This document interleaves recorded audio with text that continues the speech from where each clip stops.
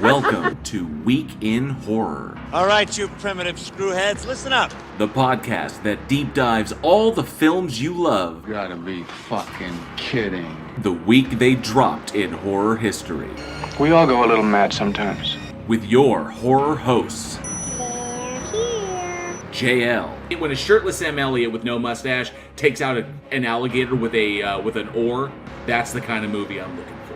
Eugene. And we're just casually just like, yeah, so that's probably the best way to go, light someone on fire with gasoline. Alex. It would not be an original lineup if I didn't have fucking technical difficulty. Johnny O. Now, it's not an Amityville, or wherever, it's Amityville. And Aaron. They got manure to work with and nothing grew from it. News, trailers, trivia, special guests, and more. You're gonna need a bigger boat. Live show every Wednesday, 7 p.m. Central at youtube.com/weekinhorror. Welcome to prime time, bitch! And wherever you listen to podcasts. One by one, we will take you. Week in Horror. Stay scared.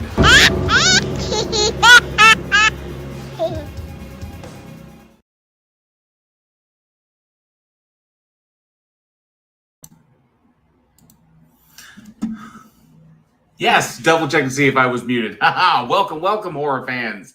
It is Wednesday, 7 p.m. Central Time. That means it's time for another episode of the Week in Horror podcast. The only podcast where the reality is much, much worse. And if you, dear horror fanatic, are listening to us at the top of the week, remember we do this live every Wednesday right here on YouTube. Come hang out with us, see all the cool stuff, all the fun stuff that our editor doesn't want you to see, because we aren't professional here, but we sound professional on all the podcast sites. This week, we are covering select horror films released May 14th through May 20th. Thank you all so much for joining me. Don't worry, I'm JL, but Eugene should be along shortly. I think he got caught up in traffic, but he should be here shortly. And Eugene will be joining me, and we have some cool stuff to talk about tonight. So much fun stuff. Oh, let's see. First and foremost, before we do anything here at Week in Horror, let's put up our amazing Patreon banner, all of the incredible individuals who help us to make this show possible. Each one of your names is right in there, scrolling down there at the bottom. And if you want to be a part of the Patreon family and have access to all the cool stuff that the Patreon members do, check out patreon.com/weekinhorror. And you can support the show for as little as $1 a month. We do appreciate all those individuals who've been helping us, help us to make this thing go. Because, and oh man, I wish the other guys were here. I really, really do. Because we just finished, we just wrapped production.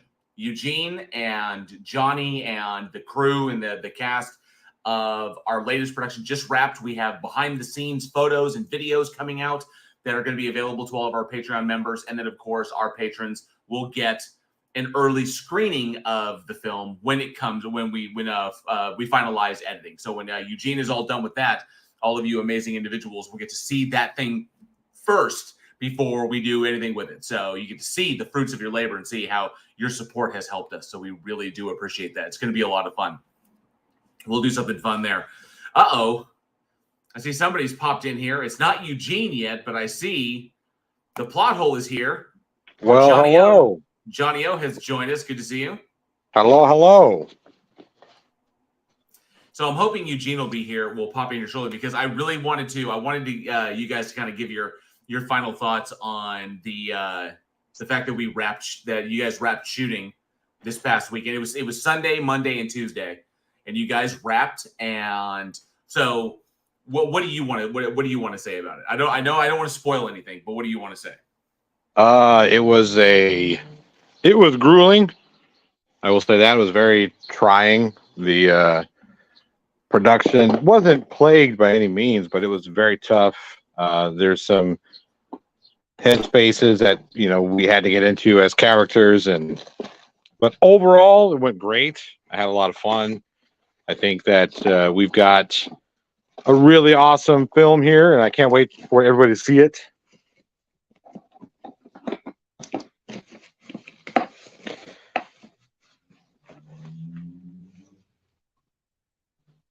Did we lose JL? He's muted. You muted yourself. There you are. I was muted. My bad. Sorry about that. What is Eugene thinking as far as editing time goes? Well, we still have a couple of shots to get, some establishing things, but that's going to take like a couple hours. We just have to schedule that. But I should have this sucker probably 8 weeks, give or take. Awesome. Simply because I want to do it right. So you're editing it. Yes. Why would you think Eugene would edit? Gosh. It's like you don't even look at the sheets. No, I'm just kidding. No, it'll be a collaborative effort. Eugene, I'll do the bulk of it with Delaney as help, and then Eugene will come in and make his notes and whatnot. But it's always a collaborative effort. So yeah, it's definitely a team effort. So I think he's gonna be popping in here shortly. But it was a blast of a shoot. We got to hang out there with the cast and crew. And I went down to Texas and spent some time out there. Did my best to stay out of the way because, once the writer's job is done, he's really, the writer's just there for moral support. See, unlike a television show, like a steady television show that's working through a season, where they will have they will either like have the department head, like the head writer, they'll have them like there on set while shooting in order to make clarifications or to punch out dialogue that's not working and to come up with stuff on the fly. And they'll usually have individuals that are around that do that. When a movie's done, the writer's job is pretty much over, so they pretty much move on. But of course, I like to be there, moral support to, hey, keep going. You guys are kicking ass. You guys are, doing amazing.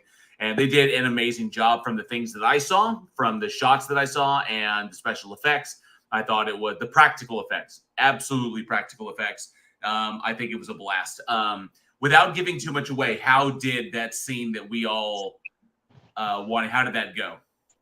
I think you're going to be more than pleasantly surprised. I haven't seen any of the footage. I purposely stayed away from all the footage, right? Because I wanted to be in character. I didn't want to have any kind of weird influence from anything really. So I stayed away from all of that shit and just concentrated on getting the shots. Awesome. Nailing the performances.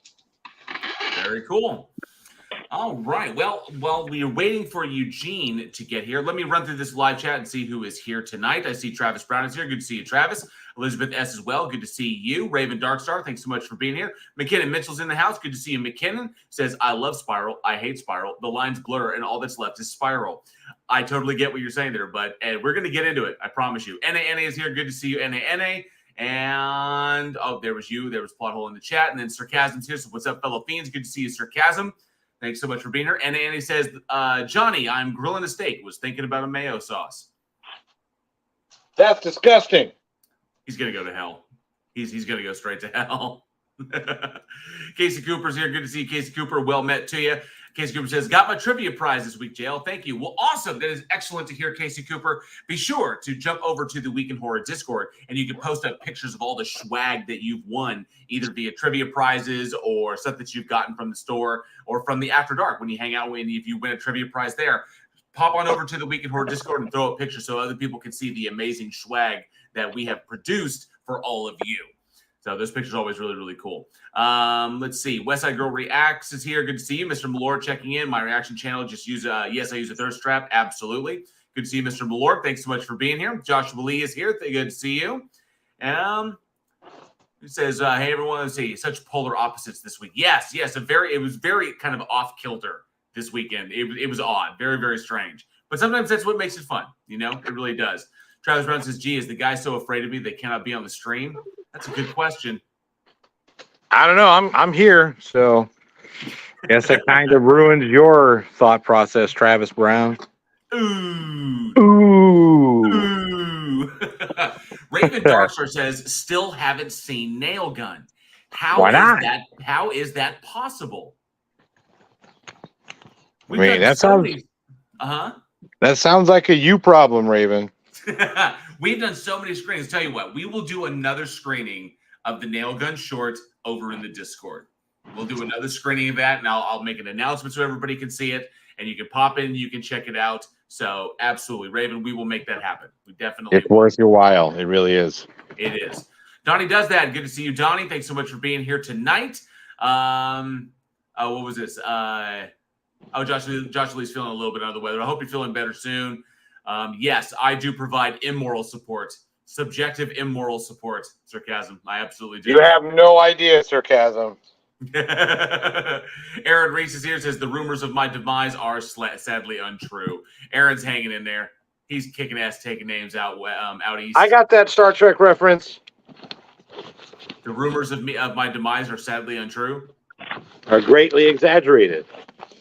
Well, that wasn't the quote. Oh, fuck your mother. Close enough. All right, let's see. Man, where's he at? Oh, there's Clive Wells. Good to see you, Clive Wells, with the obligatory ghost. We do appreciate that. And don't see Eugene just yet. I see him in Discord, so he'll be popping in here just shortly. Well, I want to get his thoughts, but first, before he jumps in, we'll keep this train moving. We have a bloodbath coin toss to do this month. Oh yeah, right. Yeah, I forgot about that bloodbath stuff. Oh, wait, who is this? You and Angela, right? I don't think this is me versus Angela. Angela, I think this is me versus let's see. Aaron? It was you versus it was you and me last month. Right. And I think this might be Aaron. I think it is Aaron. I think this might be Aaron versus me. Yes, Aaron is confirming that it is Aaron versus me. So I have the bloodbath coin, unless you have one, Johnny. I do not have a cool bloodbath coin. And I can do the flip, so I can do the coin toss and determine who gets to choose from the month of May from our selection. So the selections are Art the Clown from Terrifier versus Sammy or Samhain from, or Samhain, depending on how you pronounce it, from Trick or Treat. Demonic serial killer Halloween-based soul collectors is what they're described as. Pretty much. Yeah. So Aaron says, "Let's dance, bitches. You got it." Oh, and I see some fresh faces in here. Good to see you, Frayed Edges. Thanks so much for being here tonight. Do appreciate it. All right. So, as usual, this is from the Texas Frightmare Weekend. Texas Frightmare Weekend official coin. So the words on the back are the tails, and the state of Texas on the front. The Texas Frightmare Weekend logo is, of course, the state of is heads. So. All right, here we go. I got to make sure that I'm on screen. So here we go. See? Yeah, no cheating this time. All right, here we go. So flipping the coin, and I won last month, so I get to pick. So I get to choose. So Spoiler alert. Tails never fails. Fucking hell, it's heads. That's because you don't believe it. That's what it is. That's true. It's because you doubt it. You did not speak it with conviction. You even stumbled. You said tails. Oh, tails never fails. You can't fool it that way. It knows. Tails knows. Okay, how about this? Tails never fails. Oh, son of a bitch, it was Tails. That's what I thought. It's like, oh, son of a bitch, it was Tails. You have to be convicted. All right. So, yes, Aaron Reese has won the bloodbath coin toss. So Aaron Reese will get to choose who he wants to take in this month's bloodbath. Will he take Art the Clown, or will he take Sammy from Trick or Treat? Let me know, Aaron. If you want to let me know in the live chat, I'll write that down, and then I will take the opposing villain, and we will see who wins in a bloodbath to the death. And I see Sarah Velez is here. Good to see you, Sarah. Thanks so much for popping in. It's been a minute. So glad you're able to pop in. Aaron Reese says, "You will feel the wrath of the Celtic god of the dead in his sharpened lollipop." He's taking Sammy. Awesome. Aaron is taking Sammy, and I will take Art the Clown.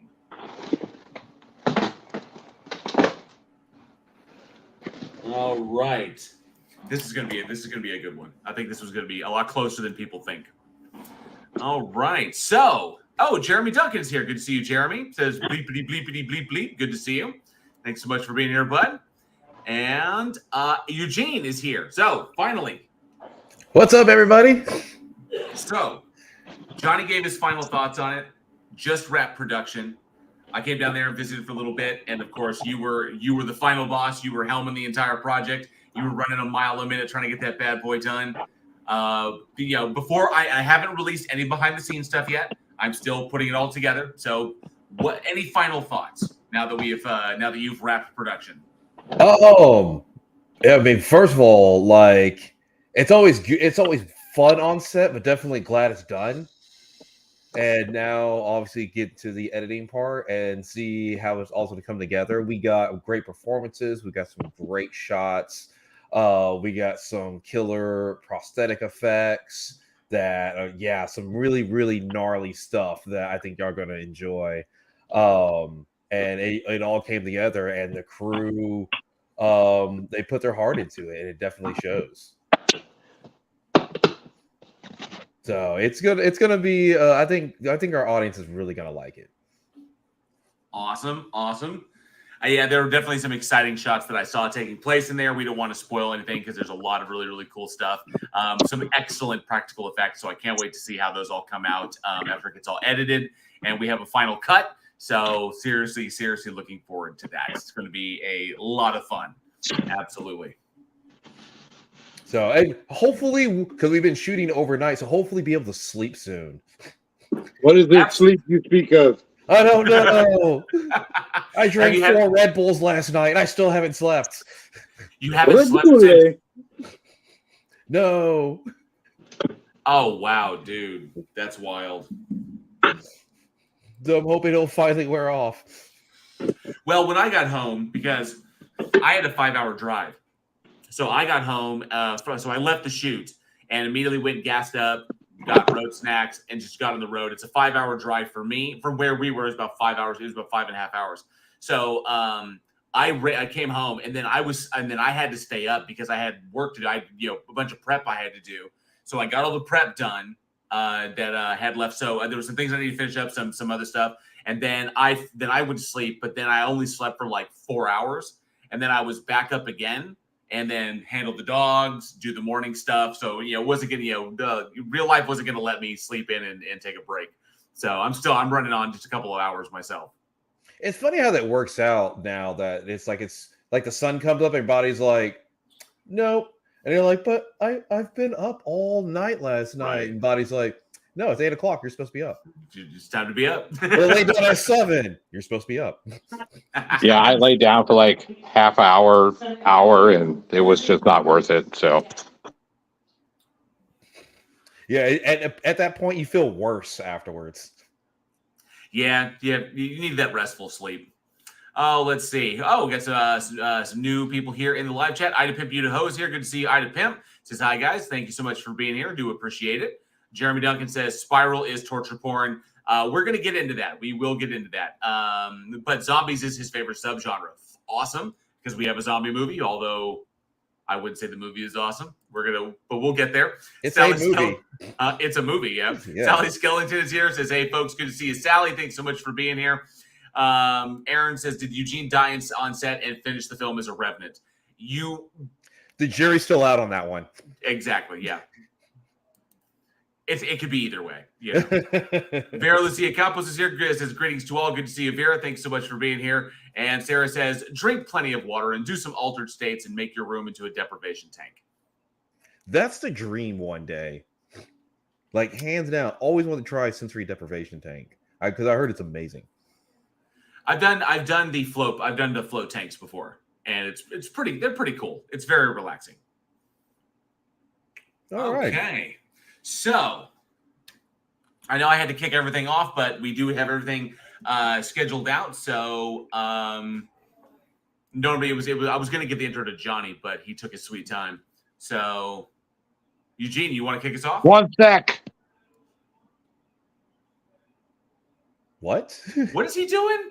I don't know. Anyway, Charlie Welch is here. Good to see you, Charlie. Says, yo, everybody, good to see you. Welchie, the only man on the internet you ever make a bet with. Was so happy you're here. And Aaron Reese says, when you reach a certain age, waking up from a nap feels like you just crawled out of Guantanamo. Agreed. Yeah. Agreed. Things, pop and creak that did not used to pop and creak. Very funny, Aaron. You're a very funny person. I'm not going to say what he said. He's being mean. He's trying to hurt my fifis. I know I'm a big guy. So we about to kick this pig off or what? I think we're about to kick this pig because Johnny's doing his thing. Johnny's doing his thing. He's obviously involved in something. Let me pull that. And yes, feel free because you got this next one, then I've got that. Then Johnny can come in when he's ready to go. So yes, Eugene, kick us off. There he is. Yay! There's that beautiful face. Where? Oh no, behind you. Oh yeah, cool. The one under the awful Dolphins hat. This one here.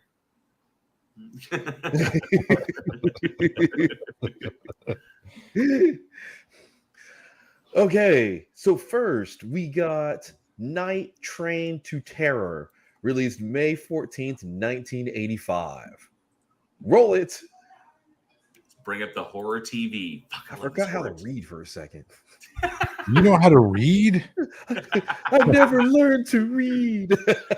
That true? Yes, all except the reading part. What can I do for you, Mr. Satan? Damn. Train crashes at dawn. Right on schedule. The night porter will see to everything, Mr. Satan. Dinner's in the dining room, sorting through the news. Mama's at the shopping mall, buying new shoes. Everybody's got something to do, everybody but you. Come on and dance with me, dance with me. Dance with me, dance with me. Come on and dance with me, dance with me. Dance with me, dance with me. Everybody's got something to do, everybody but you. Hey! You really enjoy seeing people suffer.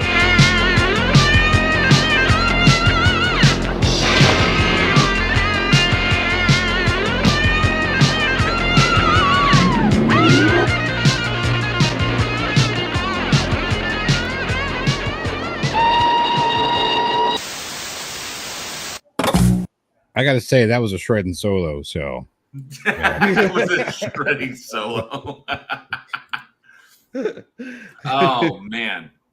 It's one of the most fun trailers that we've had. it was that song. Break right into song, man. Fucking hell. Just straight on to the night terror. On to the night terror. Like, Aaron so Reese says fun. it's like Aaron Reese says it's like Terror Train combined with Night Train and passed through a hobo's anus.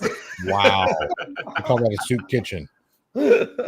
Hey, Chris O'Kearney, good to see you. Thanks so much for being here tonight. Let's break this one down.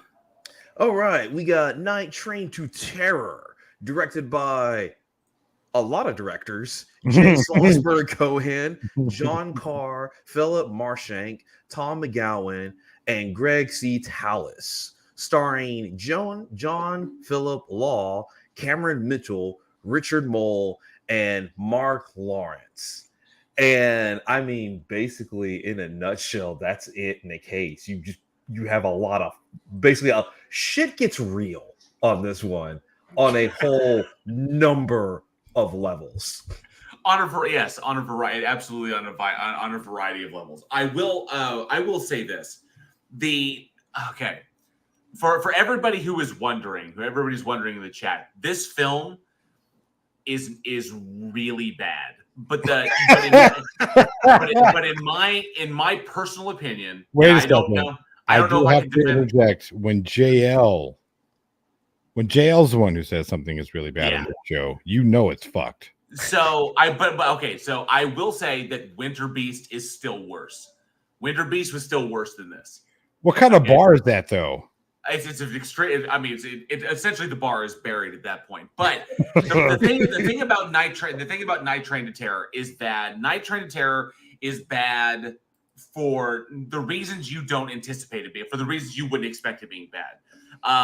Yes, it's a Z grade film, and yes, it's the classic. It's bad acting. It's haphazard writing and a lot of technical issues. Yeah, the editing is all over the place. The jump cuts are all over the place. In fact, there's a lot of really weird continuity issues that are so obvious in the film. You would wonder how this even made a final cut. Like, how do they even do this? But that's not the reason things are bad, because that's all shit that we expect. We expect these things. Okay. The reason this thing is bad is because it was an experimental film. that the directors, the combination of directors, and because this is all written by one person. It wasn't like each story was written by an individual writer. It was Philip Yordan who wrote the entire thing, and Philip Yordan has a pretty big history going all the way back into the golden age of Hollywood, because he was born in 1914. And he was a screenwriter through the 40s, 50s, and 60s, and did some production. And he even worked as a front for a number of blacklisted writers back in the day when Hollywood would do that to people. So it's a legendary writer. I mean, when they would do that to people. Right, yeah. Yeah. And so a legendary writer wrote this thing, and then multiple directors were brought in to direct each take. But the problem is that the film itself there was so little money that it was salvaged by utilizing footage from other movies that never saw the light of day, that was then pulled together, Frankensteined into this monstrosity, and then all linked together by this train car where this party's going on, where they play the same fucking song for over an hour. So over and over and over again, it's the same goddamn mix, and they never lose any of their enthusiasm for this song. It was an experiment. It was an experiment in filmmaking, and unfortunately, did not go over well. I mean, to say that it didn't go over well it's like saying getting kicked in the face. I'm fucking tired. Getting kicked in the face with a golf shoe kind of hurts. This is more of when we talk about missing the mark, there is no mark. I was gonna say, I don't think there was a mark they had. They kind of just said, maybe this would be funny, or maybe this would be cool, or maybe this would be scary, or maybe this would be kind of cool. And they just fucking like threw everything they could into this big bucket and just started grabbing shit out and putting it in places. And it didn't work. So pulling up the history of this fucking movie. So Night Train to Terror was created utilizing salvaged footage from 3 other films. I saw that somebody else pointed it out here in the live chat. And so the first Frankenstein. Yeah, exactly. The first one, The Case of Henry Billings, was about the guy who gets brainwashed into killing people for this organ farming business. That's the one with Richard Mall in it, which really surprised me, because I was like, fucking Richard Mall, holy shit, because he's the lovable bailiff from Night Court. Yeah. We know him from a bunch of other stuff. But anyway, that film was pulled together using footage from an unfinished film called Scream Your Head Off, which was directed by John Carr. The second one was originally a feature film titled Death Wish Club, which had a number of working titles, but that was originally another film entirely that was brought in for this one. And the third one originated from an unreleased film called Cataclysm, which was shot back in 1980. And it also had alternate working titles, but never saw the light. So these are stuff that never saw the light of day, and were pretty much grabbed and pulled together and put all into this whole thing. And the only thing that I dug about this was the attempt to try and do this kind of Job situation where you've got God and you've got Satan in the train car. Kicked off. It actually kicked off very interesting to me. I was kind of like, had they just taken that and then shot a movie around that idea, that would have been at least cohesive, and it would have made sense, and it wouldn't have been this weird hodgepodge of shit. I could have gotten behind them, like, okay, at least they had that going. But it's like they took what you said, these 3 other films, and then tried to interweave this weird fucking narrative and this super jamming song. No. Dance with me, dance with me, dance. It's like a really bad music video. Yes, I got the same kind of feel that it would jump in there. Not to mention, at least the claymation didn't bug me so much now that I've been through Winter Beast claymation. So like the claymation monsters and shit, and it was such a tonal shift to go from the live action to that, and there was a lot of effort that went into this to try and make something coherent, but unfortunately, this is, I think, limitation by just not a lot of money and a little bit too ambitious for their abilities. Just kind of like, we really wanted to do something big, and we didn't have the money to do it, and didn't have the tools to do it. But man, we're going to go for it anyway. And apparently, we don't have the film to do it, so we're going to take 3 other films and do it. Yes, that's why I can't say it's like, oh man, it's ambitious or something. It's just the fact that like you're not even films run out of money, but you're not even close. Yeah. It's not like oh man, we need like 2 more shooting days left or 3 more shooting days to get this climax that we need, and we ran out of money. No, this is like if they needed $100,000 for a film, They got $100. They just went with it. Yeah. I think that they could have. I think that this thing had potential. It could have possibly been done a lot better. I would have loved. No. It most certainly could have been done a lot better. Absolutely, but they didn't. They put that shit out instead. Right. Raven Darkster says claymation. I thought it was CGI. Yes, it was 1960s CGI or 1970s CGI. Is what Also known as claymation. Joshua Lee says, I had a feeling that the guy who sung the song was related to the director somehow. The movie was just an excuse to plug the song. That's possible. Yeah, that's possible. Casey Cooper is saying it was bad as praising it. You see, I get what they were trying to do with the juxtaposition of this song and with what's going on, and it just didn't work because there was no real narrative that was established and kept through the entire fucking thing. Had they had, like, if you look at Requiem for a Dream, right? I don't fucking like Requiem for a Dream, but at least they had an established narrative that they broke up with that game show. Yeah, whatever. I don't give a fuck. I'm sorry. I don't like the movie. I thought it was stupid. And Jared Leto's a terrible actor. Yeah, I fucking said it. Anyway, if you look at Requiem for a Dream, they have the narrative.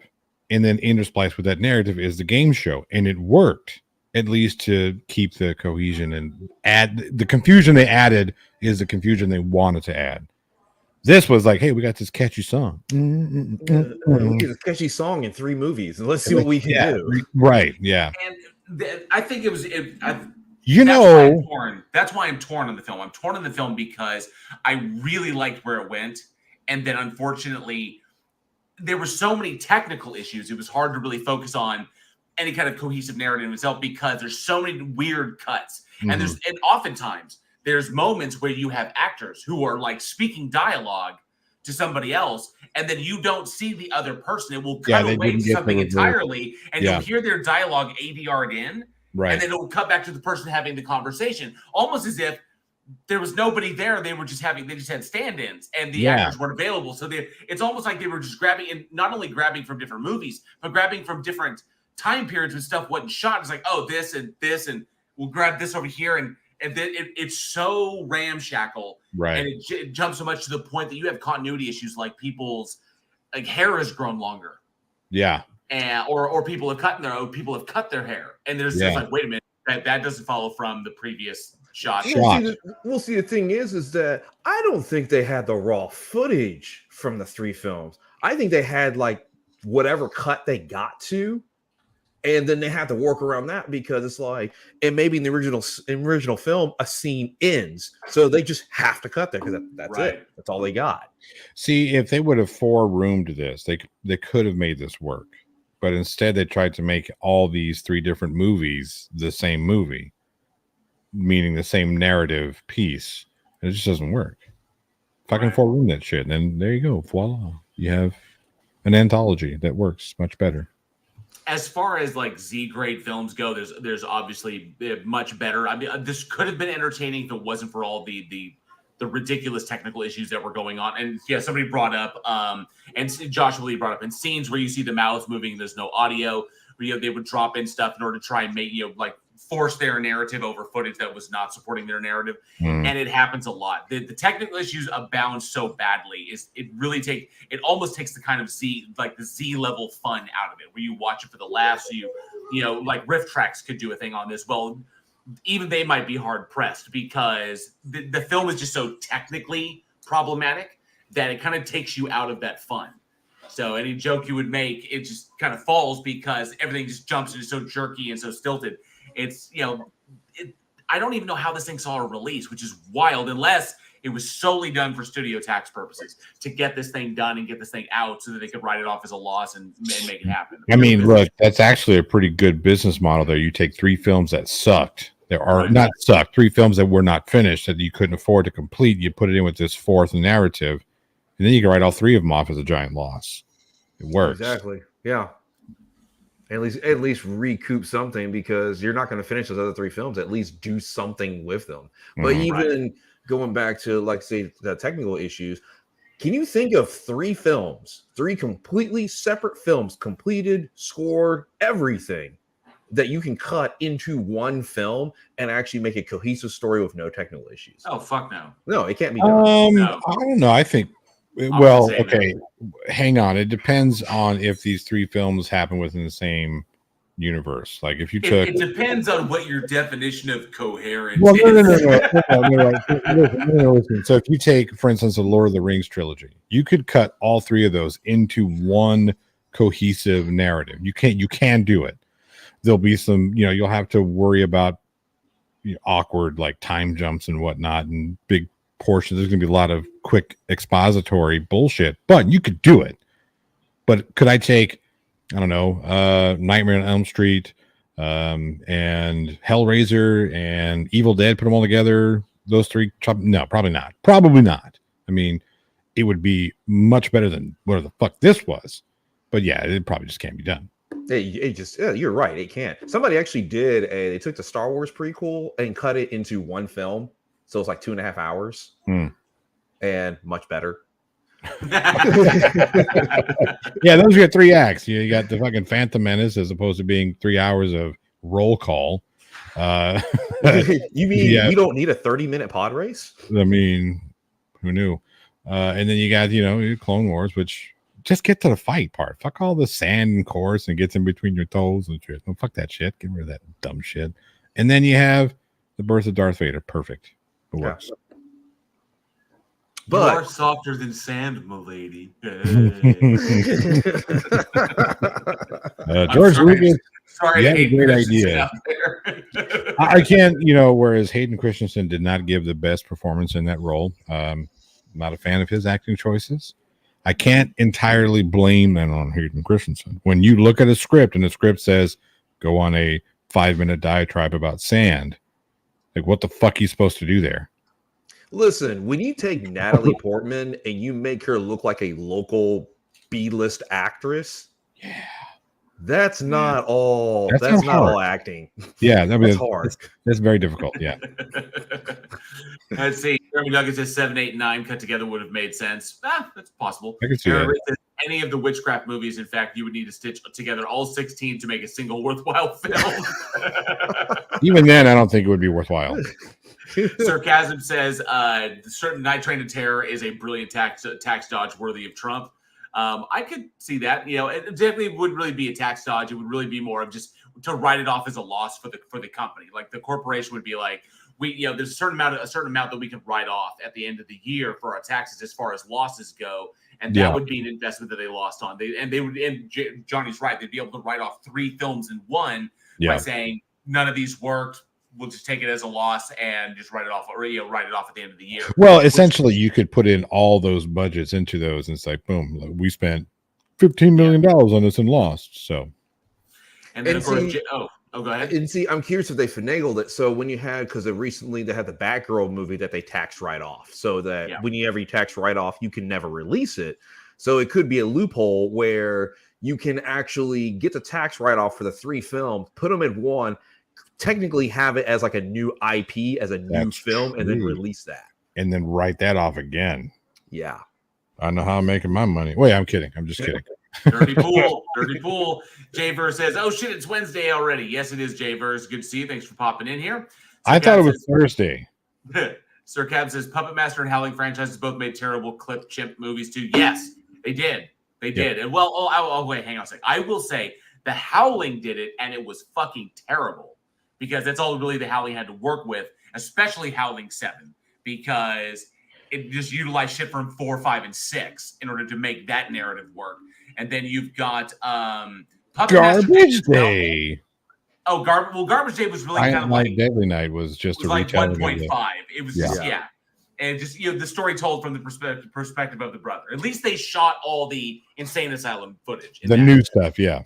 But Puppet Master they did the same thing, and I think it was Puppet Master 4. Was it 4 or 5? No, I can't remember which one we talked about. No, it was Retro Puppet Master. Retro Puppet Master did that, where all the action literally takes place between two people in a basement. Between the girl bounty hunter and the guy who owns the puppets currently, and it's literally a rehash of like movies 1 through 7, and it's just like a highlight reel from all of those films. But that one worked for some reason. I don't know what Charles Band did to that, but for some reason that movie fucking worked. This is the reason why it worked, because the only reason why we watch Puppet Master movies is to watch little puppets murdering people. That's it. And Puppet Master's like, hey, I got an idea that'll get us clicks and views. And it worked. If you do them, it's cheap. Absolutely. Yeah. Most of it's already shot for you. Well, hour and a half movie, and I only need 4 days to shoot it. Yeah, buddy. There are definitely better anthologies that are out there, especially around this time period. There are better horror anthologies. We've talked about a number of them here on the show, and of course, better Z-grade films. This one does have its cult status, I think, because it is so terrible. But I wouldn't necessarily say that this has a cult status, more as it has I'm a professor of cinematography, filmmaking, script writing, etc. I'm going to show you exactly what not to do. Yeah, what not to do, or give you a business lesson on what to do. On what to do. Because all you have is a bag of shit. Don't worry, you're still not out of the game yet. Right.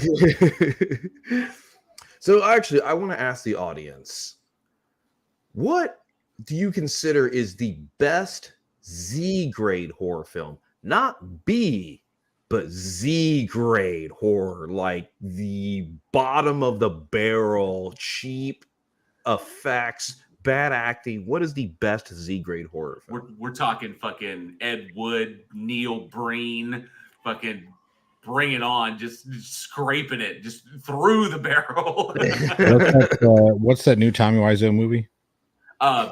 Big Shark. Big Shark. I still think that the best is still going to be. Oh shit! Now that I'm really thinking about it, I'm torn. Plan 9 from Outer Space or the Beast of Yucca Flats. Anything that comes from outer space. You think Plan 9? Has to Beast of Yucca Flats. Wow, dude. I mean, all love for Tor. You know, he was a fantastic character actor, big hulking, former wrestler. Oh, I'm Tor. But still, wow, that was terrible. It was just... We are talking about Z films. I think that goes without saying. Yes. Sarah Bella says Plan 9. Sir Kevin says insert asylum title here. Sally Skeleton says Attack of the Killer Donuts. Awesome. Travis Brown says Mono's Hands of Fate. One of my personal favorites. Jeremy Duncan says Attack of the Killer Tomatoes. And then I think I saw and Annie said Night of the Lepus.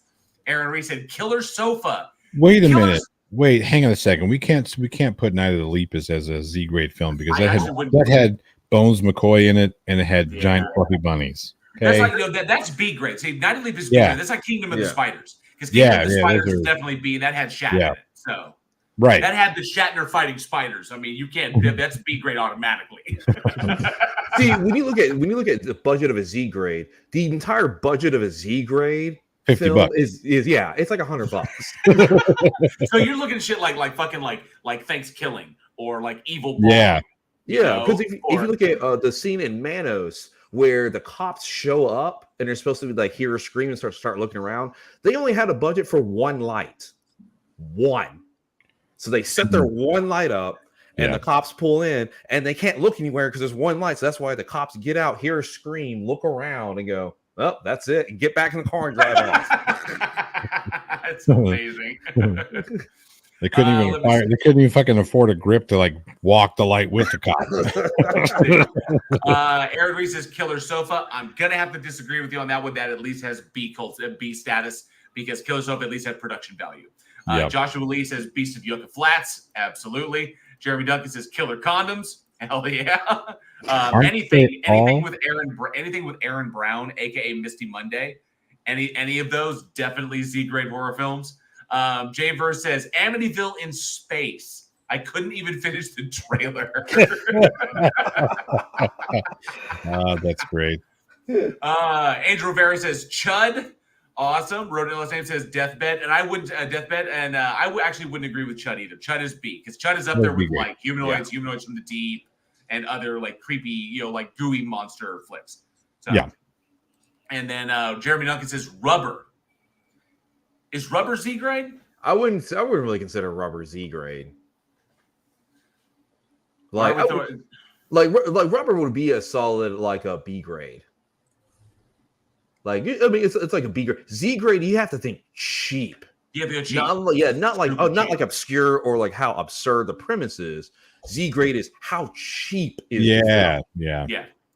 Sir Kaz says got to throw out Lamageddon. Lamageddon's a maybe. We're hovering around like this definitely lower end of the alphabet.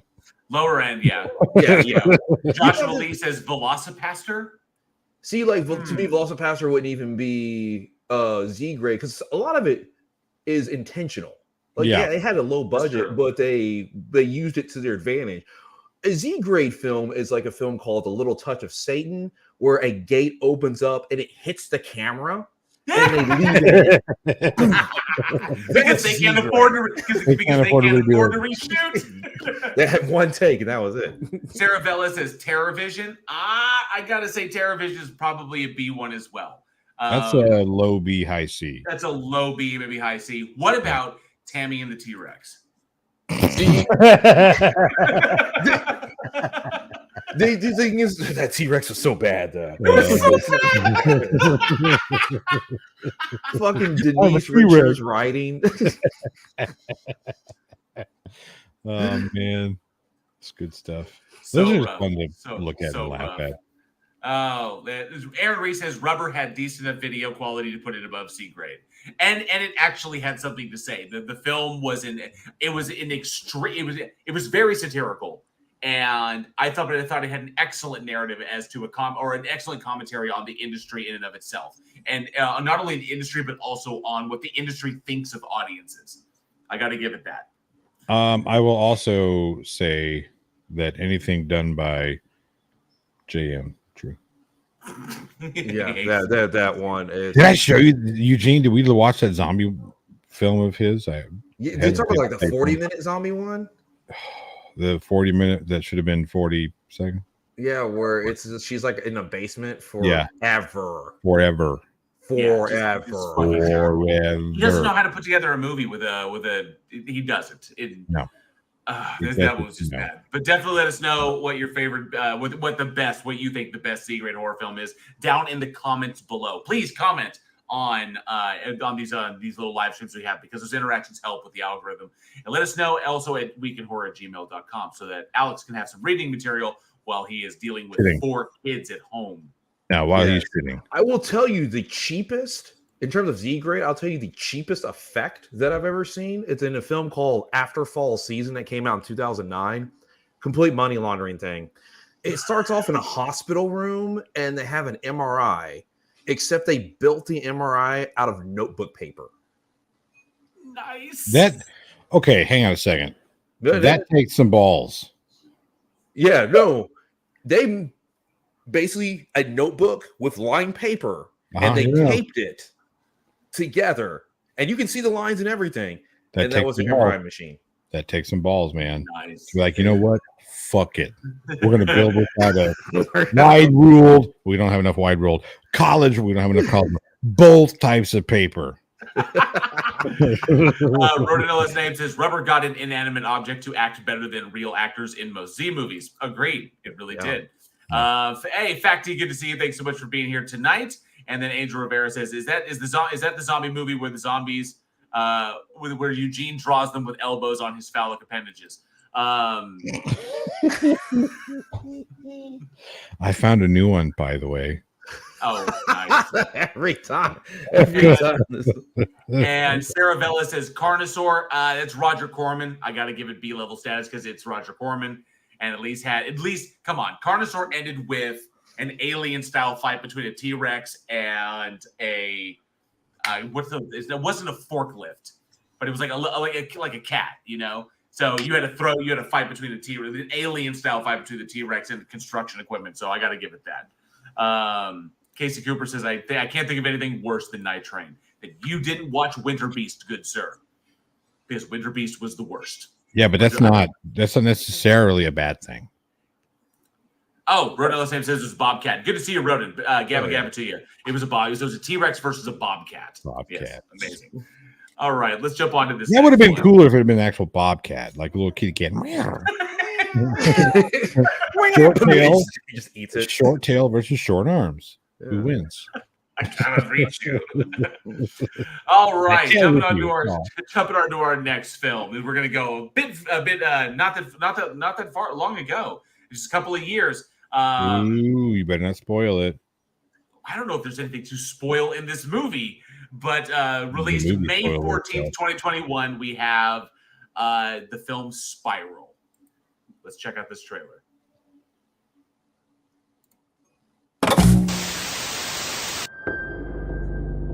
This package just came in. Get everybody out of here.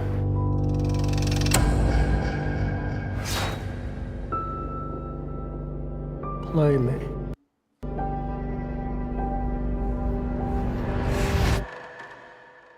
Hello, Detective Banks. Do you know where your officers are?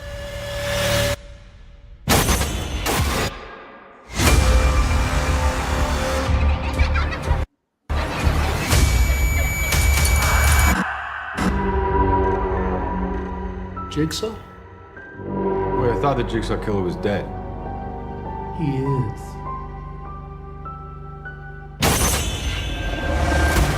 Find him. They're hours, not days. How can I catch this guy? If there's nobody on the force, I can trust! You can't do this alone. Whoever did this has another motive. Something personal. When was the last time you saw your father?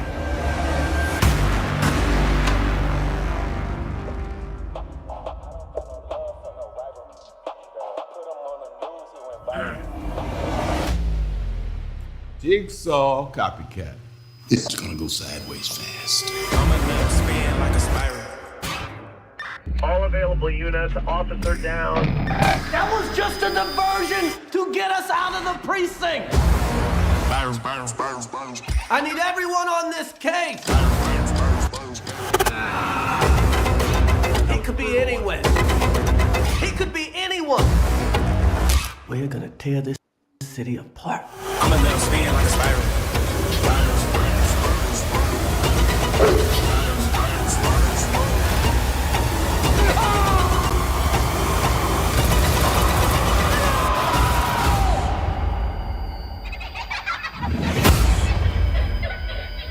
Hello, Detective Banks. When was the last time you saw your father?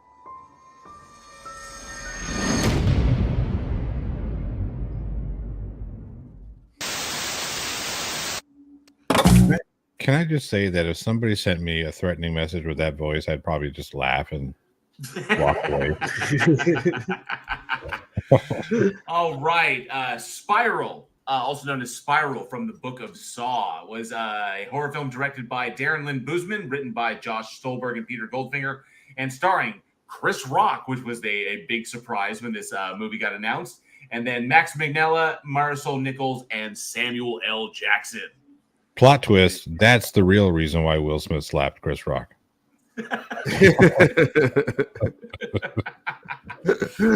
So the film itself follows, obviously, NA, look at that. We had the same thought at the same time.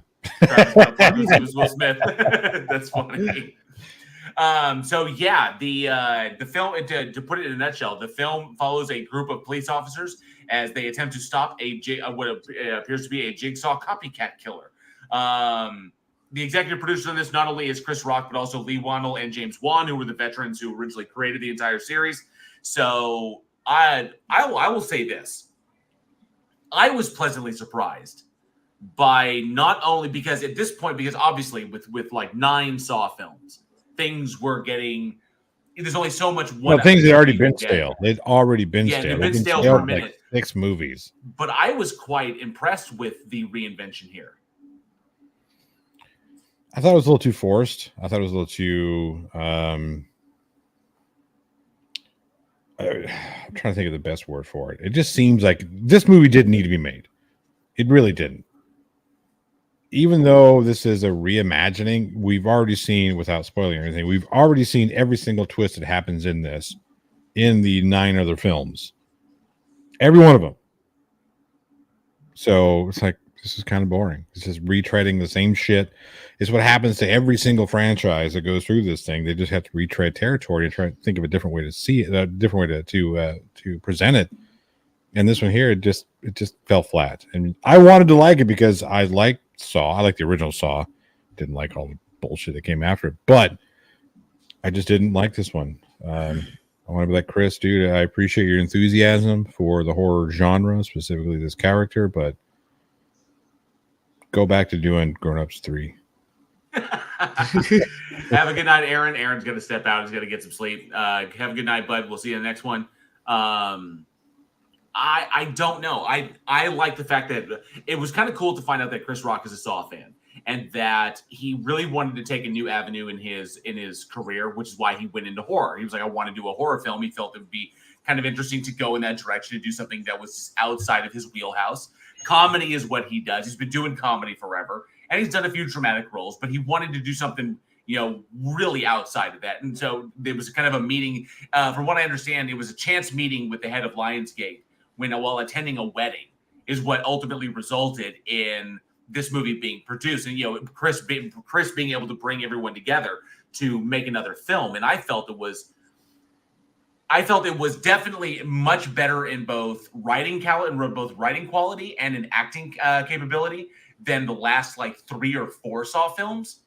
So some of those had moments, but in this one, I like that we got to break off and do something different than the continuing conspiracy thing that kept getting larger and larger and more insane and more elaborate and more crazy. That's completely ridiculous.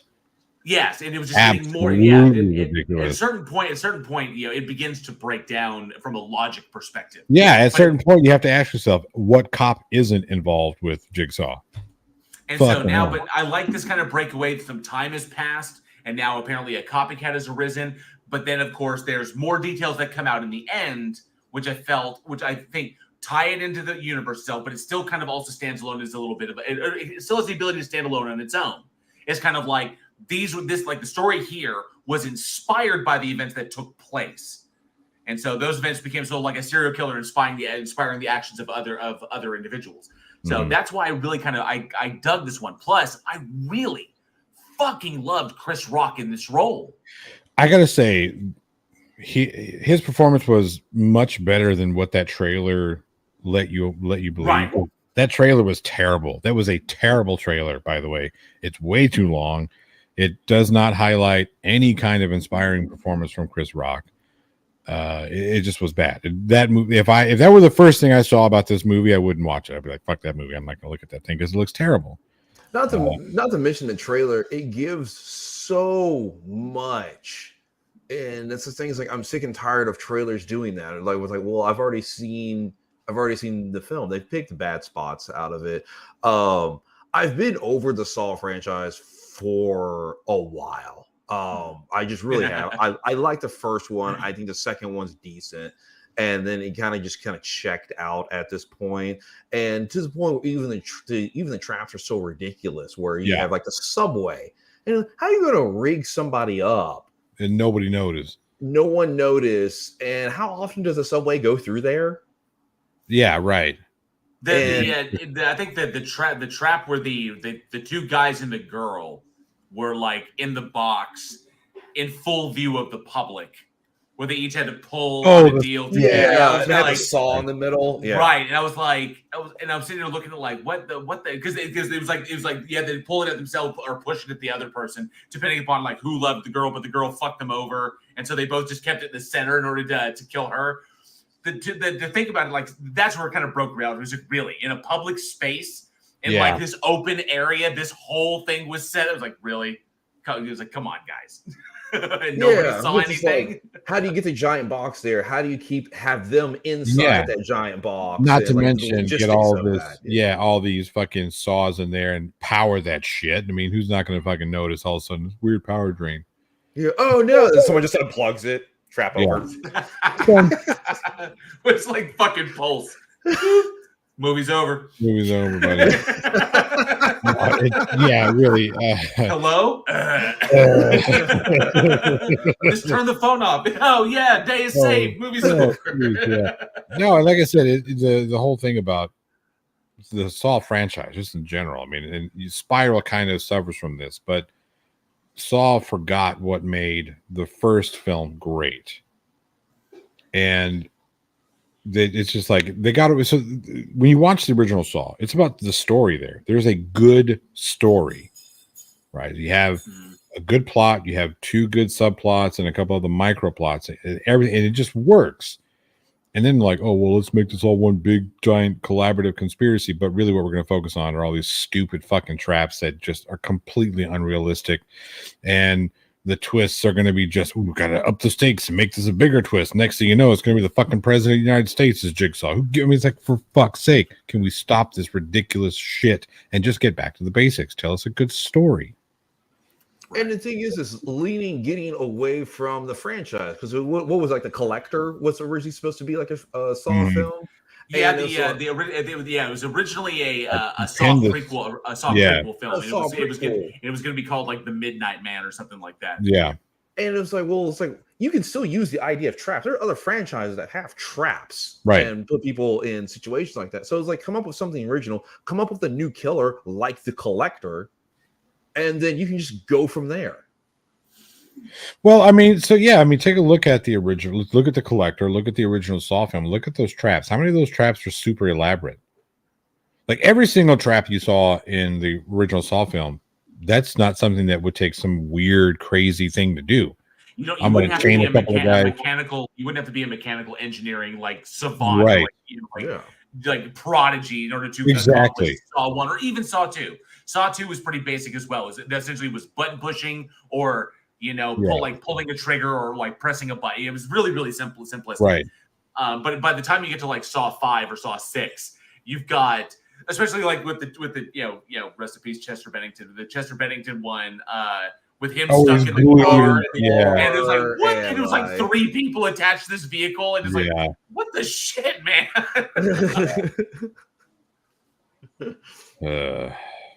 So, but I will have to agree. I will agree with Angel Rivera. Angel Rivera says, in my honest opinion, Spiral had a good plot. I enjoyed the plot on this one. I enjoyed it had a different energy than the other Saw films. I, for one, was pleasantly surprised. I went into it with very, very low expectations, and while the trailer does blow, I'll say this. Yes, the trailer is not good. It could have been a better trailer. And while the trailer does show some of the bigger moments, what makes a Saw movie, especially with the traps and everything, and the kind of gruesome nature of what's going on, is the finer details, the nuanced details. You see a bigger picture, so you don't get the full scope of what's happening. Yes, you see Sam Jackson all strung up, like, but what is exactly happening to him, you don't realize, you don't know from the trailer. Or what exactly, when the guy gets hit by the subway train in the very, very beginning of the trailer, how was he trussed up? Because that was a particularly nasty fucking trap. The way he was done. Is it gives so much away because you see Samuel L. Jackson being like in the trap, but that already tells you so much because he got kidnapped. Oh, he's going to be put in this elaborate trap. The subway one is fine because the subway one is like in the very beginning. You don't know who he is, whatever. So you can show that in the trailer. But things like main characters. So now I'm watching the movie going, I wonder when he's going to get kidnapped. Yeah. And the problem is, Shaft isn't going to get kidnapped. That's some bullshit. You can't do that to Shaft. The only thing that can take down Shaft is a giant shark. That's the only thing that can take down Shaft. Exactly. When he's least expecting it.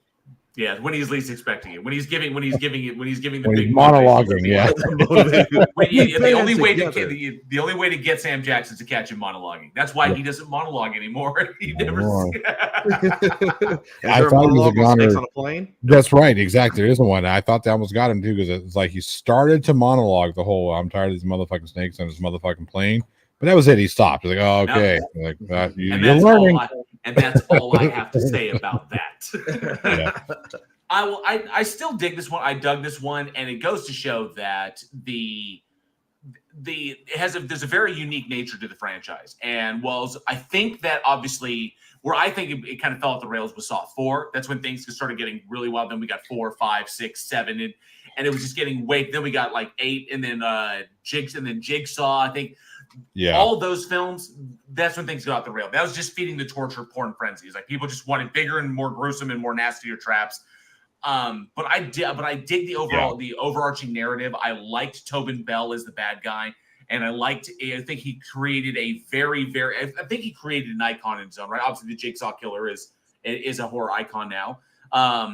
Ultimately, I think that the underlying narrative of what Saw is doing can be transposed in a number of different ways to keep the franchise fresh. And I think Spiral was Chris Rock's attempt to do that, which is why it felt so much better than the last like 5 fucking films that we got. It's like, wow, okay, we finally went into a direction that we needed to go into, and we got a little bit of injection. Did it save the franchise? No, I'm not going to say it saved the franchise. But I will say, at least they did something good with it this time, and not just the formula as to what they anticipated. And Spiral was still a relative success at the box office, which is why we're getting a Saw 10. Just stop. Yes. Just stop. Are we going? Is it Saw in space? We are getting a Saw X, otherwise known as. I know what the one trap is going to be. It's going to be a trap that goes in the esophagus down to the stomach that explodes out like this and goes. Meh. Fuck, So yes, a 10th standalone installment tentatively titled Saw X will be coming out. I believe it's scheduled to be released October this year because just write a new movie. If it's October, it is time for Saw. It's obvious that's the whole gimmick. Is like if it's you can hear the excitement in my voice. Yes, I can. I absolutely can. But that's what I want to ask the audience. I want to ask I'd the rather audience. watch Hans Manos of Fate number 12 than Saw 10. Will you? Okay. I want to ask the audience: is it a yes or a no? Fuck no. Saw? Is it a hard yes or a hard no, or maybe a weak yes, weak no? I know on Saw 10. Just a yes or no on this. Do you support it? Do you like it? Do you want to see it? Will you go see it? Will you just like, no, you're done with the franchise?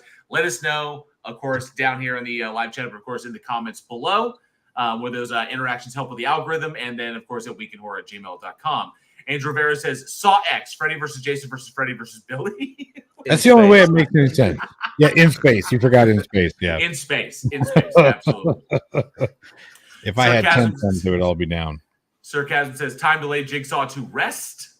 Travis Brown says, hell fucking no. Josh Lee says, hell's to the no. Hard Bella says, hard no. I was done it too. I was as well, honestly. Yeah. And Raven Darkstar says, no. No. No. It's a cash grab at this point. It's all it is a cash grab. I did like it too. The whole thing, the kid was in the safe the entire time. I that kind of got me. I was like, oh, because all of us, I know all of us were in the theater watching telegraphed. It was so telegraphed. Yes, absolutely was telegraphed. And the kid was in the room the whole fucking time. The whole fucking time. It was so telegraphed. And not even like subvertly telegraphed. I feel like if you didn't see that coming, borderline personality. I was into the film. It caught me by surprise. I did. I liked the second one. I thought it was good because that was the when it does the whole dun dun dun dun dun dun, and you realize, oh, he fucked you from the beginning. All you had to do was sit there and fucking talk to him. That's what I'm saying. It's exactly what he told. It's exactly what he told him to do. Number one, and number two, whenever Shawnee Smith showed up, I was like, oh well, she's an accomplice. She's obviously an accomplice because there's absolutely no reason for her to be here. And that bullshit, well, I had a relapse. Like, fuck, get fucked. No, I'm not buying any of this shit. It was just so you didn't make it out of a fucking reverse bear trap to have a relapse. Exactly.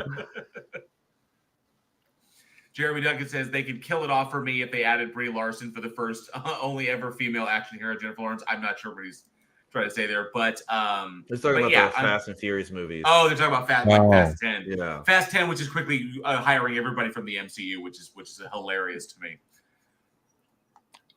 Sir Kevin said yes, it was telegraphed. I guess I was involved in the movie. Yeah, I just didn't see it coming. It wasn't obvious to me. Maybe I was just like, oh, this is fucking awesome. This is great. Well, to be fair, the twist in Saw was telegraphed as well. Like if you didn't know that the Jigsaw killer or the person who was Jigsaw was not necessarily the guy in the room, but that it was the old man in the hospital. Like if you didn't know that was a guy, then you weren't paying attention.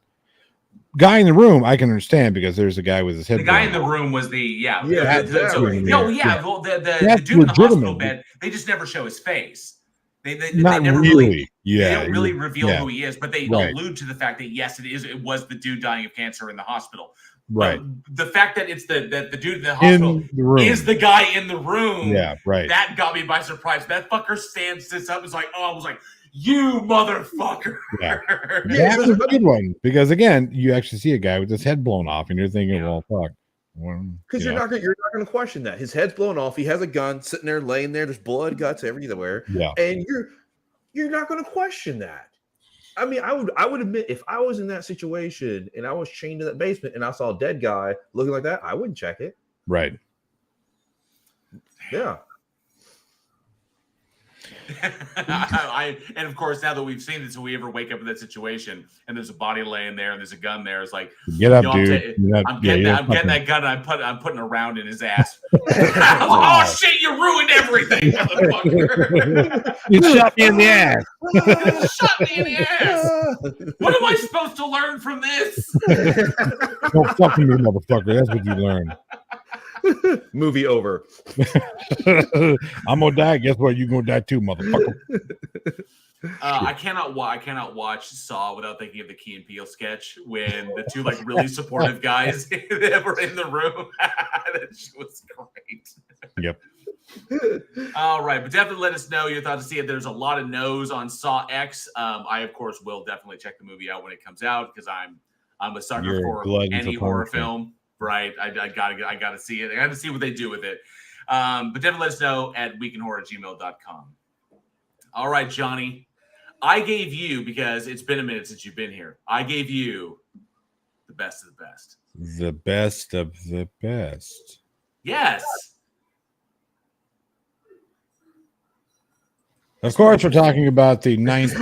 This movie's a fucking masterpiece.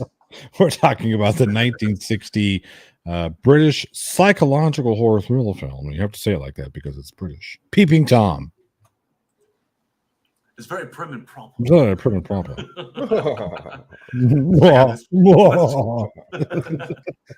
Let's check out this trailer. Look out! Look out! Look out! Sorry, I had to set flashbacks. You are being watched. We repeat, take care, for you are now alone with a killer. We warn you, don't let him see the fear in your eyes. For this is what he seeks, and this is why he kills. Where are you? Where are you?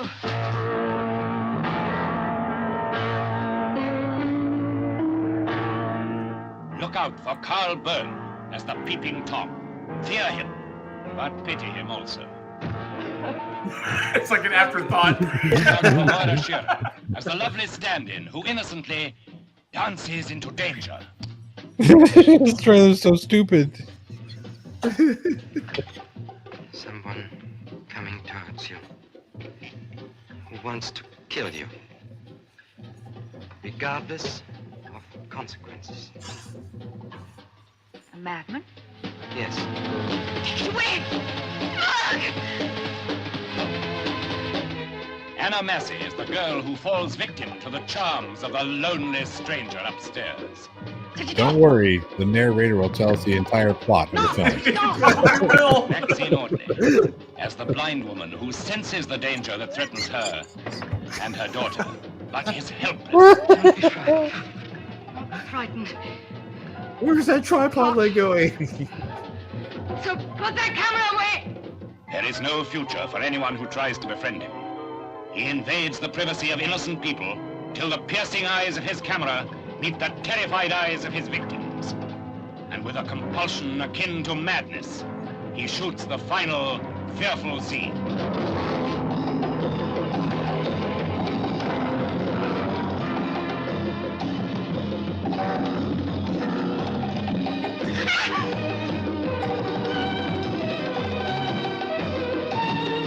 In Eastman color. Eastman color.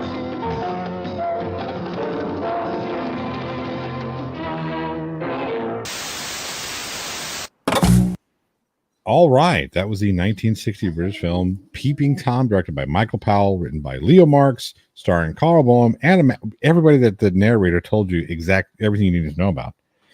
Carl Boehm, Anna Massey, Moira Shearer, Maxine Audley. Golly, so many people. Yeah, I don't know if I can tell you anything that you don't already know about the film based on that trailer. So basically, you've got a guy who runs around with a camera taking pictures and videos of people and then kills them because he's crazy. Because he's a crazy man. He's a crazy man. Well, go to bed, Billy. Okay, go to bed. Oh, she's visiting you on the set. The youngsters. It's Anyway, adorable. yeah. This movie is the trailer is great. I love that. It's like, oh, I want to go to the jazz club. It's a lot better than Dance With Me. Yeah. Oh, wait, I was Rosa, sorry. Very interesting movie, we'll say.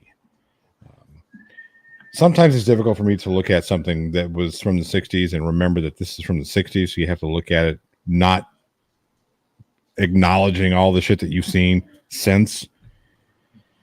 And it's a British horror film, which means it's very much she walks in the room blind. The British sensibilities of this one are just so extreme. If you don't appreciate British movies, you will hate this fucking thing. Which is fucked up because the British censor board came down on this movie like a ton of fucking bricks, which I think is hilarious to me because there's everything, all the violence, the vast majority of the violence is implied in this bad boy. You don't see a lot. You get the sense get really close, but all the extreme stuff, they cut away for that. Jeremy Duncan, I have to disagree. He says this is as bad as Maniac with Elijah Wood. And he says I was fond of the Vincent Price movies of the 60s. I will say this, watching Peeping Tom, Johnny is right. The film is British, and if you don't really have if there's no appreciation for British cinema, especially British cinema from the 60s, you likely will not like this film. But that's a generational thing. Yeah, well, that's not a generational thing. That's a cultural thing. A culture thing as well. Absolutely. They do not make movies like this anymore. Not with this kind of pacing, not with this kind of but the things that I won't say that, because if you look at 28 Days Later, that is very much paced, not as, I don't want to say slow as this movie, but it does have, there's a much different pacing in British film or in non-American film, we'll say. There's a much different sense of pacing with what we would call in America foreign films.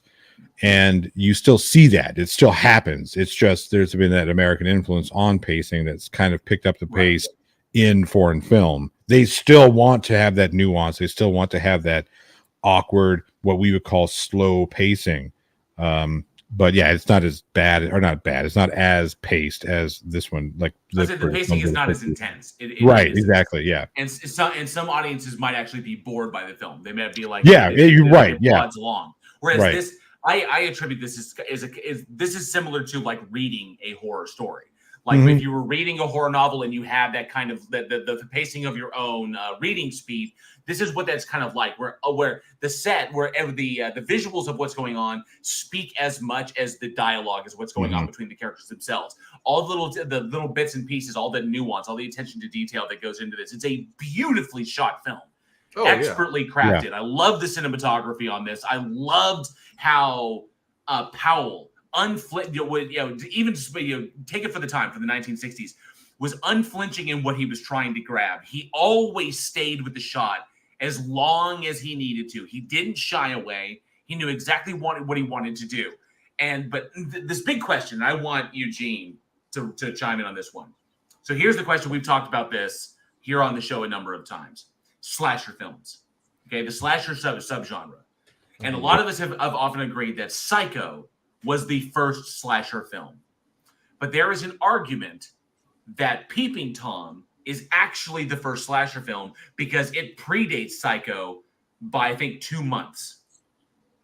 So I have to disagree a lot of it, and even with Psycho, I would consider Psycho proto slasher because you're still missing some of the tropes of a slasher, and I would consider this also a proto slasher. In terms of the first slasher, you may be able to argue that Texas Chainsaw Massacre in '74 had kind of put the pieces together. I mean, I would still say that Halloween is the first real slasher. That's what I was going to say. Like legitimate, everything archetypical that everybody goes back to. Like when people look at what a slasher movie is, you know, villain, again, pacing, final girl, stuff like that. You know, you look at Texas Chainsaw, yeah, it had a final girl, but it really wasn't like we look at that to be your final girl. You look at Psycho, there's a quote final girl in there as well, but we don't look at that to be. We go back to Jamie Lee Curtis, because when you are talking about a final girl, she is that's the bar. That's where everybody goes to. Yeah. Even your slashers, a lot of your slasher choices, Jason Voorhees is based off of things that Michael Myers did. And in a sort of way, what Robert Englund did with Freddy Krueger was in contrast to what Michael Myers did. So Michael Myers' character still had that influence on your slashers from then until now. Yeah, because the one thing, like with Texas Chainsaw Massacre has all the elements for a slasher, but honestly, it's the way it's shot. Because Texas Chainsaw Massacre, the first one, feels more like an art film. It's a grindhouse film. Yeah, instead of like the production value, the straightforwardness you get in Halloween. And so this here is just so Peeping Tom kind of sets just kind of a little bit of the groundwork for that. So Sarah Velez brings something interesting, and this also occurred to me. Sarah, I'm glad that you brought it up. So Peeping Tom reminded me a little of Manhunter, and I agree with that. I honestly think after watching this film, I think that Thomas Harris actually took a good amount of inspiration for his character Francis Dollarhide from this particular film. Not all of it, because in all honesty, there's a little bit of connective tissue between this film and Alfred Hitchcock and Alfred Hitchcock's Psycho. Well, I do see the elements that Thomas Harris used for Francis Dollarhide, especially the ending sequence where he goes like he's going to kill like the girl, but he loves her and he can't do it, and he promised himself, so he winds up killing himself instead. That whole, I think Thomas Harris utilized that as well. But in this particular one, there's a reason why there's a lot of connective tissue between Peeping Tom and Psycho, and that was because this amazing dude, Powell, and he did this film, and it damn near eliminated his career when he did it because of the British Censor Board.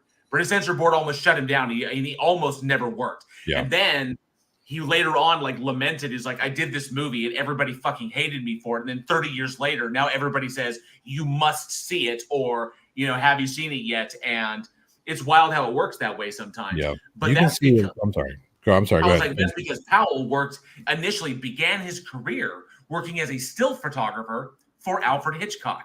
And the two of them were close friends all throughout his career. Right. You can see the cinematography style a lot. Yes. Yes. Yeah. A lot of, especially with a lot of the camera movement, because in the 60s, first of all, cameras were still bigger and movement was difficult. Yeah. And like you say, you're starting to shrink down to the point where you're able to get some good amount of camera movement. But Hitchcock was big into camera movement, lots and lots of camera movement, and and also if you look at the lighting, between Hitchcock and Michael Powell, it's almost identical. Like it really is. Yeah. If you take screen grabs from this and you said Alfred Hitchcock shot this, most people would probably believe you. I would say the only thing that kind of separates it is the scoring. Is that this is definitely not scored like a Hitchcock film. It has the feel and the pacing of a Hitchcock film, but part of Hitchcock, what makes Hitchcock that kind of film is definitely the score. Is how he loves his crescendos and he loves his diminuendos and he loves those little moments where something's bubbling under the surface and then it leads up to this climactic moment. Well, see, Hitchcock that fit Hitchcock's pacing very well. No, it wasn't that it fit his pacing. When he scored with that idea, right? One thing that a lot of people comment on Hitchcock, right, is that everything just works like it melds together so well. So when you're watching any like Birds, for instance, right? So there's that scene in Birds where oh gosh, her name escapes me. Tippi Hedren. Tippi Hedren. Fuck. When Tippi Hedren's in the phone booth and she sees like the gasoline going towards the car, and we know it's about to explode, and the way that Hitchcock accents that with the subtle hints of music and then the slow builds and all that stuff, and then at the very end of that movie when it's just the birds and there's absolutely no soundtrack. Quiet. The only thing you can hear are the little, chirps of the bird and the flaps of the wings and stuff like that. He was very, very conscious of crafting his narrative in more ways than just what you see on the screen. So you could tell that he put so much thought and effort into those choices. It wasn't an accident that scene ended up that way. Like Right. I'm sure that was part of his vision. Oh, to put it together. part of his plan. Yeah, Yeah. It was all part of the plan. Sir Cav says master of the orchestral sting. Yes. Absolutely was. And you can see the inspiration there as that Right. Powell had here, and he definitely followed his footsteps, but he definitely took it in his own direction. And I think he put his own signature on it, because if you look at the rest of Powell's filmography, there's a lot of similarity to Hitchcock, but he definitely makes it his own. So he knows what he worked under one of the masters, so he knows what works, and he knows what works well, and he knows what he likes, and he has his own vision, but it's his own kind of spin on things. Very similar, I would say, combination like Freud and Jung, where you have this it's along the same path, but I'm going to do it my way, and I'm going to, this is the way I'm going to run it. And plus, for him to go out on such a limb so early on and put his career on the line doing this movie, the difference was, and this was weird, so the difference was between Psycho and Peeping Tom. They came out, Psycho came out 2 months after this, but this movie bombed. This movie was terrible, or this movie got terrible reviews. Yeah. Critics dumped all over it, told everybody to avoid it, got terrible, and, it performed very badly at the box office. And Psycho did not. Psycho exploded, although the two films are really very similar. Well, I mean, you had a little bit of I don't want to say star power in Psycho that you may not have necessarily had in Peeping Tom. Not that Peeping Tom didn't have stars at the time. Just something about the casting, I think, drew people more in, and then the mystery of not knowing, like in Peeping Tom, they tell you who the fucking killer is. Like this guy right here. Much the start, yeah. There's no mystery there. He's sitting there showing the final girl like footage of him being psychologically traumatized by his father. It's like, this is what my dad used to do to me. Yeah. Looks and it's like, what the fuck? Right. Yeah. So I think marketing had more to do with the success or lack of success of Peeping Tom. Not to mention, Hitchcock was already a big name because he already has TV. Yeah, exactly. Right. Yeah. That's important to remember because Rear Window was out in oh gosh, what was that? When did that come out? I can't even remember. I'm so fucking Hitchcock said in a conversation with Powell that he attributed the success of, like, even though both films are very similar kind of antagonist, similar kind of situation, that even the conclusion in that, but Hitchcock attributed it because Hitchcock did not submit Psycho for a critic's review like a pre-screening review beforehand. He didn't submit it for that. It went straight to and he just wanted it out there, whereas Peeping Tom did go to the critics first, and the critics dumped all over it, and it went in with bad press. That's what I'm saying. It was marketing was what killed Peeping Tom, not necessarily that it was a bad movie. And sometimes that happens where you have good movies and they get mismarketed, or sometimes the timing's bad. And not to mention another thing, when you look at Psycho, because the twist in Psycho is so important, that Hitchcock, that's why he didn't want to submit the critics, because somebody could spoil it. That's why at the time period in movie theaters, you would buy a ticket and just walk in whenever. And then sometimes, you would see the second half of the film, and then you go see the first half of the film when it gets replayed. And he was the first one to go, no, after a certain time, stop. Yeah, right. There's no all-day matinee. I don't want any all-day matinee. That was part of his writer, so to speak, with carrying his film. Yeah. And that's too big of a twist to risk on that, risk getting out and people revealing that. Because that's the whole moment of the movie, is realizing that that Norman and his mother are the same individual. That's supposed to Right. hit with a certain level of gravity. And if you already know it ahead of time, then what's the, I applaud him for doing that. I would say that Hitchcock's mastery of the industry itself, not just filmmaking, but also how to market film. I would say a master of both the filmmaker's perspective and the audience's perspective. More importantly, the audience was yeah. And so, but Powell himself had a very excellent career. I really, really enjoyed Peeping Tom. I loved his build. I loved what he brought to it. I loved the inspiration he took from Hitchcock. So it felt like, I was in that genre again. And then, but what he brought to it and how he cast it, I thought were excellently done. This was a really, really interesting film to watch. I think a very, very important one as far as the horror genre goes. And one that doesn't get, I think, a lot of the press that it should from the mainstream. I think that people who are entrenched in the genre like we are will have the appreciation for this. Well, yeah, right. I think it deserves more.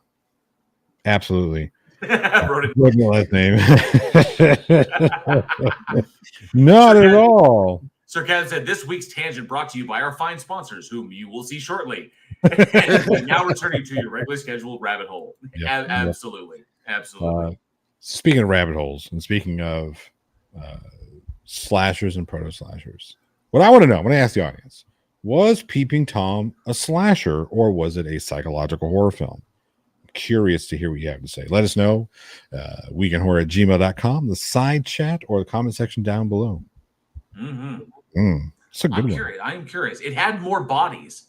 It did. dropped more bodies than Psycho did. It did. You know what movie that this reminds me of? And I say that because of the order in which I watched them. I understand the one I'm going to say came out many, many, many decades afterwards. But if you look at Mr. Brooks and Peeping Tom together, there are a lot of similarities. You can see that Mr. Brooks probably pulled a lot of inspiration from this film. Oh, I can see that. I'm still bummed that we never got we never got a trilogy out of Mr. Brooks. We should have gotten a trilogy.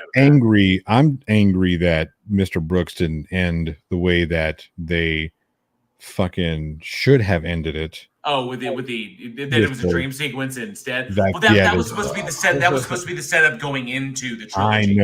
I know, but I would have been like, I would have appreciated that movie so much more had they just ended it right there and gave us like a prequel instead. Okay. And then the third one, it could have been the daughter, whatever. But whatever. I'm saying, ultimately, in that, I wish we'd gotten a trilogy out of that, and the only reason we didn't is because of the box office.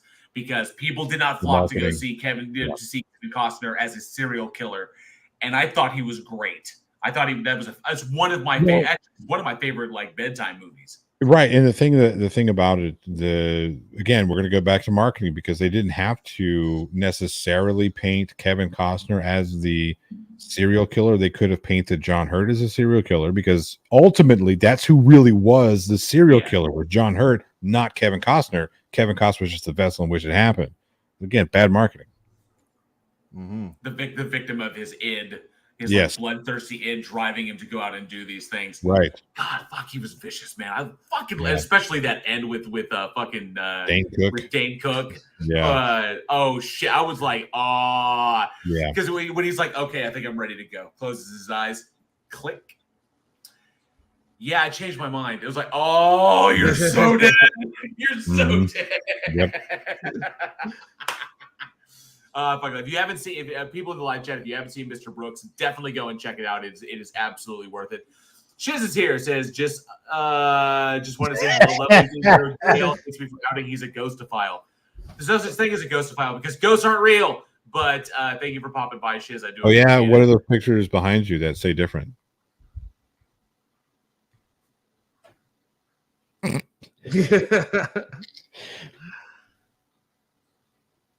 Inquiring minds want to know. How many ghosts have you fucked today, JL? 1,700? You can tell us.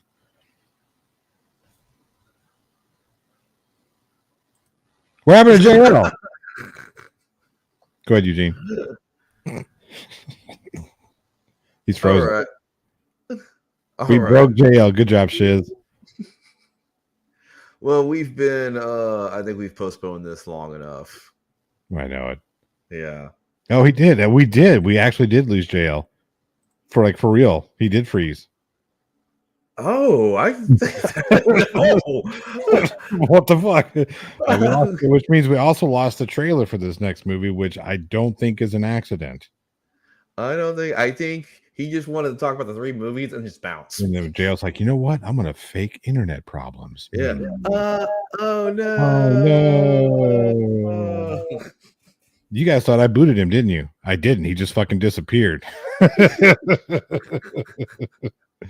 I love this. Check out Jail on his OnlyFans. Yep, he says I lost the internet. He didn't rage quit.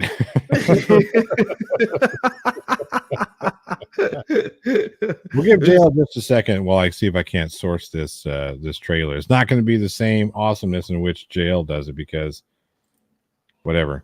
And I don't even know if I can source this actually. Let me look. Yeah, because he like rips it ahead of time, and this was a kind of a hard to find. It was. Yeah, it's a little nothing film. I mean, the entire film's on YouTube, but in terms of anything else, but there's not much else about it except for just it's free on YouTube. That's about the only thing you can say. It is positive. So, anyways, let me see here. Hang on, I think I might have a trailer. I have a trailer. No, oh, there he is. Okay, he's coming back. There he is. I'm here about that. The friggin' I don't know what caused the internet to drop out all of a sudden. That was so weird. Everybody was like, "Johnny, you booted him." Like, no, I didn't boot him. It was timed. It was timed perfect. Fucking ridiculous. Okay, so forgive me for this. I have to add this back in. Give me 1 second. There we go. Sorry, because I got bumped out, so all the stuff that I uploaded got bumped out of it. And they just messaged me. Are you coming back? Had to let the internet come back. The internet literally just like dropped on me in the middle of what I was saying. That's so annoying. But I had it up here on my phone. I was like, oh, I see them still live, and I'm sitting here going like, and then I fucking vanished. Yeah, because you went down to the green room and you had that face was frozen. I was like, what the fuck is going on here? And then I saw I went to go add you back and I saw your message lost the internet. I was like, oh, they really did. There we go. Sorry, I had to put those back in there. Anyway, but good to see you, Shiz. Good to see you, Lori Marie. Thanks so much for being here. I do appreciate it. I saw a number of people who popped in. No, I did not rage quit, and no, the ghost did not do it. Tina Jones, good to see you. Tina Jones said, blink for fuck's sake.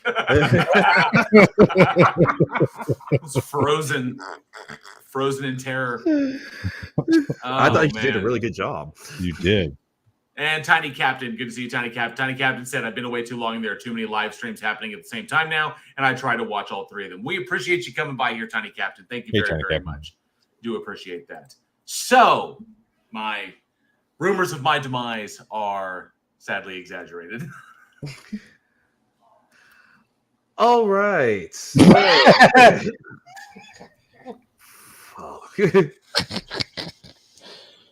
We have our last film. Mm-hmm. At least it ain't Winter Beast. That's not saying much. Yeah, that's really not. Travis Brown said I was frozen by the Winter Beast. So even though we never knew who the Winter Beast was in that fucking movie, but yeah, we have this movie. Thank you, Lionsgate. Oh, so it's called Zombiez. Released May 17, 2005. Taking a drink here, man. Oh, that's great. Zombies.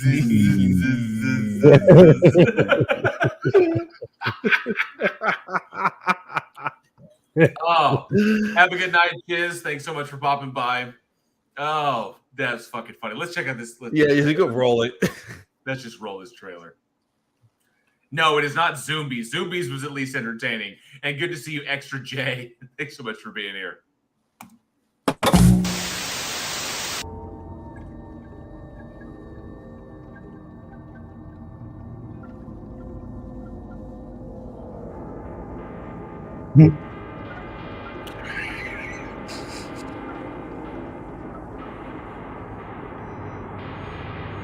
doing? Someone help me!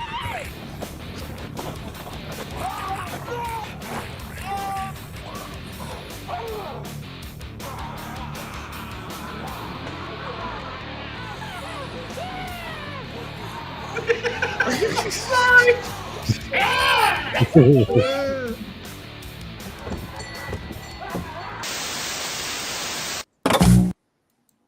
That was it. Well, okay. That was the trailer. at least I can say they don't really give the story. Not there's much of one anyway, but they don't give it away. I was gonna say there's a story here. Jeremy Douglas said, "So is this Gangs of the Living Dead?" Actually, I thought it was Zombies in the Hood, but that's just my take. Look, I'm going to say right now, we all know that black people are better athletes than the rest of the world. So black zombies is a real threat. Like those are the only zombies I could legitimately seeing being running zombies. And because when you look at the chase scene, like when she's running through the parking lot, I'm like, she's like sprinting a long time. Yes. She's fucking just. I mean, it's like marathon. Just. Like that part in Get Out. Yeah. Not even breaking a sweat. Just like. Oh, geez. I don't know, to JM Truth director. Possibly this is kind of like the quality of the. Actually, no. This is better. This at least this like the footage was you could discern what was happening. I'll give it that. Okay, at least you could tell that something was happening on screen. Because we've actually watched horror movies where you couldn't tell what was fucking happening. At least you could discern. Oh yeah, I see what's happening on screen. I wish I didn't, but I do see what's happening on screen, and that's what's important about that. And Extra J, if you want to watch this, it is free on YouTube. Knock yourself out. You don't have to. You don't have to watch it. You really don't. You don't have to. Yeah, you don't have to. But my issue on this one, obviously, it's not a good movie, and there's no way that I could polish this one. But the difference, I think the big difference in this one, or the big point out on Zombies, is that it's not that the acting is terrible, that the writing is terrible, that the special effects were bad. It's that's not what makes it bad. What ultimately makes this one bad is because I don't care how little money you have. Making a zombie movie is not that fucking hard from a formula perspective. It's literally about you have zombies, which can look anywhere from, it can look as good as Dawn of the Dead or World War Z. They can look as bad as 1978 Evil Dead Deadites. Okay, where you're basically just like cake makeup all over them, and then they look all melty and gross. I don't care what your undead look like. At least give a fuck about what you're doing, because there was no love. There was no respect. There was no goddamn point. Nobody in this film, from the producers themselves to the director himself to the writer themselves, has any respect for the zombie genre or the undead genre. They literally, you could tell that it was just like a writing experiment. Write me a zombie movie. I don't really like zombies. Well, so I guess here's I'll write the problem. a zombie movie, and I was like, if you don't care, if you do not care at all, why make a fucking movie? Why waste our time? Right. So here's the interesting part about zombie fiction. And I've said this a bazillion times, and it's always going to be true every time I say it. If you write a zombie film to be about zombies, you've already fucked up. You have already missed the mark and have made a bad movie.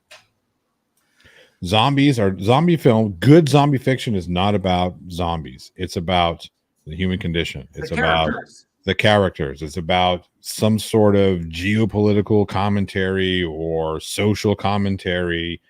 Like if you take a look at Dawn of the Dead, if you take zombies out of Dawn of the Dead and you could make the zombies anything. You can make it the invading Red Army. You can make it. It can literally just be in Dawn of the Dead. It can literally just be you're stuck inside. You can't go outside. That's it. It can be that. There's poison gas outside. Right. What are our characters going to do now that they're all trapped together? Right. Exactly. That's what it's about. Exactly. And go ahead. Sorry. I guess the thing is right, because as with any horror film, care about your characters. That's the thing. Develop them fucking things. Yeah. Give them some depth. Horror will look past bad special effects. We will look past bad cinematography. We will overlook a lot of things if we care about a character. I'll even look. I mean, even bad audio, bad lighting. If we can give a shit, if you draw us, if the performance can at least draw us in, or the writing can draw us in, then fuck yes. We want to see survivors survive. And and I agree with Johnny that wholly. It's all about characters, which is why it's about characters. It's about us identifying with them, because zombies are always the background. Zombies are the atmosphere that this is taking place in, the post-apocalypse, which is why Z Nation didn't work. But why Black Summer was fucking amazing, because Black Summer was supposed to be like a prequel to Z Nation, but Black Summer was dark and it was brutal and it was gritty, and you got a real sense of what humans would be like in the post-apocalypse, like immediately. And that's what a good zombie film is supposed to do: is make you think about what would you do in this situation. Yep. How would this event influence your choices, your actions? How would you develop as a person, as a whatever? What would you do? Should you find yourself in an apocalyptic type situation? And this thing was just, here's what we think is a cool looking zombie. So, Sir Cab says, totally agree with Johnny yet again. What the fuck is happening to my life? I like how you editorialize that, JL. And Raven Darkstar says, if some twit can make Zombievers a zombie movie can't be that bloody hard. It's not. They're not that difficult. Zombievers was actually more entertaining than this. And the effects were better, but the characters were at least entertaining. They made me laugh on some occasions, and the zombie beavers were so goofy, but it works. It works because it's not trying so hard to sell you on this idea. They're fucking puppets. You can tell they're puppets, okay? But still, it fucking works. Sometimes they're no. That's not sorry. Not this one wasn't the one that was sometimes they're puppy dogs. It was the other one, spiders one. Never mind. My mistake. Carry on. Roto says Shaun of the Dead, a rom-com zombie, but the rom-com is its core. Exactly. The road. Him trying to get her back is the whole point. Yeah. Yep. And zombies are the backdrop. This is the perfect example. Extra J, original Assault on Precinct 13, the zombie movie without zombies. Absolutely. Yeah, there you go. As the story unwinds, it's more about them, the fact they're stuck in the precinct, and what's going on in between. Yep. And the thing is with this movie with zombies, as you can tell, we're avoiding talking about as much as possible as we talk. Well, there's nothing really to talk about because we talked about other stuff. Somebody did ask me in the live chat: is this film worse than Night Train? Than Night Train and Terror? Okay, both bad films, but this one is bad. This one is bad for not for this was not bad for technical reasons or like that. Yes, it's not great, but we have definitely seen worse technical shit but still enjoyed the movie more. The problem with this one is there is absolutely zero commitment to the genre or to the story or to any elements within it. Well, see, and that's what I wanted to talk about, because I can tell right off the bat watching this film what happened. You had somebody who had $20,000-$30,000 and they're like, I want to make a film. Because I tried to look up John Backus, the director, on it, and obviously you can't find anything. But it's 2030. I've never made a film before. I want to go and do this myself and just go out there with no research to the genre, probably not even like a cinephile. By all means, they just probably wanted to make a movie just the sake of making a movie, or they thought it was going to be easy. This is how this stuff gets made. Well, Purgatory Blues is who made it, and I haven't seen anything produced by them since. So they may have just been a pop up. They made a movie, and then they went away. Yeah. And Lionsgate picked up distribution, likely because they just needed something for the year, because this came out in 2005. Zombie movies happened to be hot at the early 2000s, so let's just grab a cheap zombie movie, throw this kid a bone, and just have something else that we can just throw into our distribution catalog. Well, yeah, because if you think Lionsgate probably picked this up, they could have paid like $10,000 for this film. I mean, literally just nothing, knowing the fact if they print DVDs and put it in a Walmart shelf, just the fact that it exists will make the $10,000 back. Lionsgate probably risked nothing. The fact that Backus got paid anything is like they like I said, it didn't have to be $10,000. If they threw that boy $5,000, $2,000, $1,000, he made more than this movie was fucking worth. because like I said, it's like these are the business decisions that kind of carry the industry along, and they kind of get made. But it really pisses me off to no end to see a film that is where nobody cares, where there is not a shred of dignity whatsoever in the film. No one's committed to telling a story or embracing the genre or trying to do something, or even to say, hey, our movie's gonna blow. The writing sucks, the director's untested, the actors are like, this is their first film, all of them. The extras we don't really know what to do with. At least focus on one thing and make that one thing good. Say like, if all else fails, the zombies are going to look great. Or if all else fails, the blood and gore effects are going to be good. Or if all else fails, this sequence is going to be amazing. So Eugene and I often talk, and you are privy to this, but Eugene and I talk about this often about how to stretch your dollar. So you have people that are really good at stretching dollars and making $1 turn into $100, and then you've got the flip side: people who really know how to burn money and just light that shit on fire. And when you have somebody like, if you gave Eugene and I 20 or 30 grand to make a feature film, we would fucking knock that bitch out of the fucking park. It would be an amazing film. It'd be great. But you take some of these people here, like, here's 20, 30 grand, like, oh, it's a lot of money. And they get lost in stupid shit. They get lost in the number. Yeah. Yep. And they're just like, oh, well, cool. I got 30 grand. I can pay with this. I can do that. And all of a sudden their money's gone. Yeah, they're out of budget before you even fire off a shot. Right. Yeah, ultimately, I think, a big part of this is likely ego. What you kind of like to piggyback of what Eugene said is likely ego. This is somebody who, like, the individual who wrote it also directed it, and it was the first one, likely his first film that he ever did, and we haven't heard anything from him since.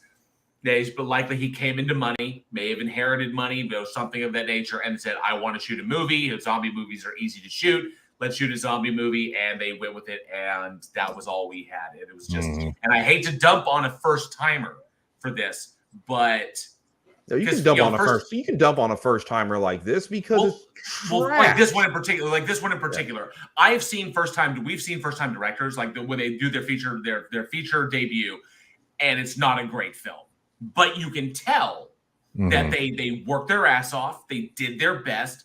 They're inexperienced. It happens. Everybody's got to start somewhere, and not everybody can be fucking Robert Eggers or Ari Aster or Fede Alvarez, where you just born. I'm willing to bet, though, if you look at Fede Alvarez and Robert Aster and all those guys, you look at Ari Aster, you look at those guys, they're real first films. They're not cinematic masterpieces. They're not cinematic, but they're not, and they're not. Like Alvarez's first one was actually kind of like, That's interesting, but it's interesting.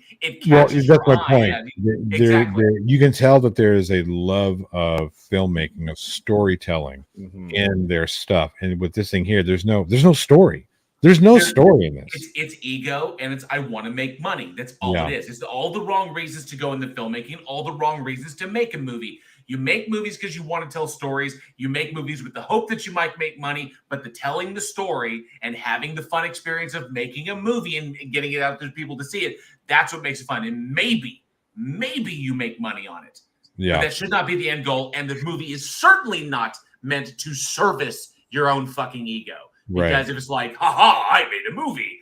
Nobody fucking cares, man, if the movie, if it's all you.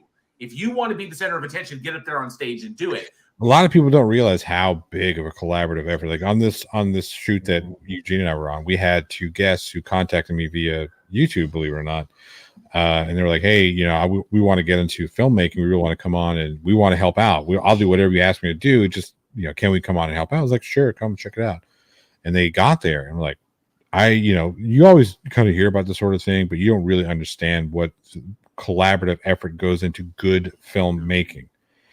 And he said, I've been on other sets before where it was the bubble, but your guys' set was as professional as I've ever been on. And I learned a lot about the collaborative and creative process.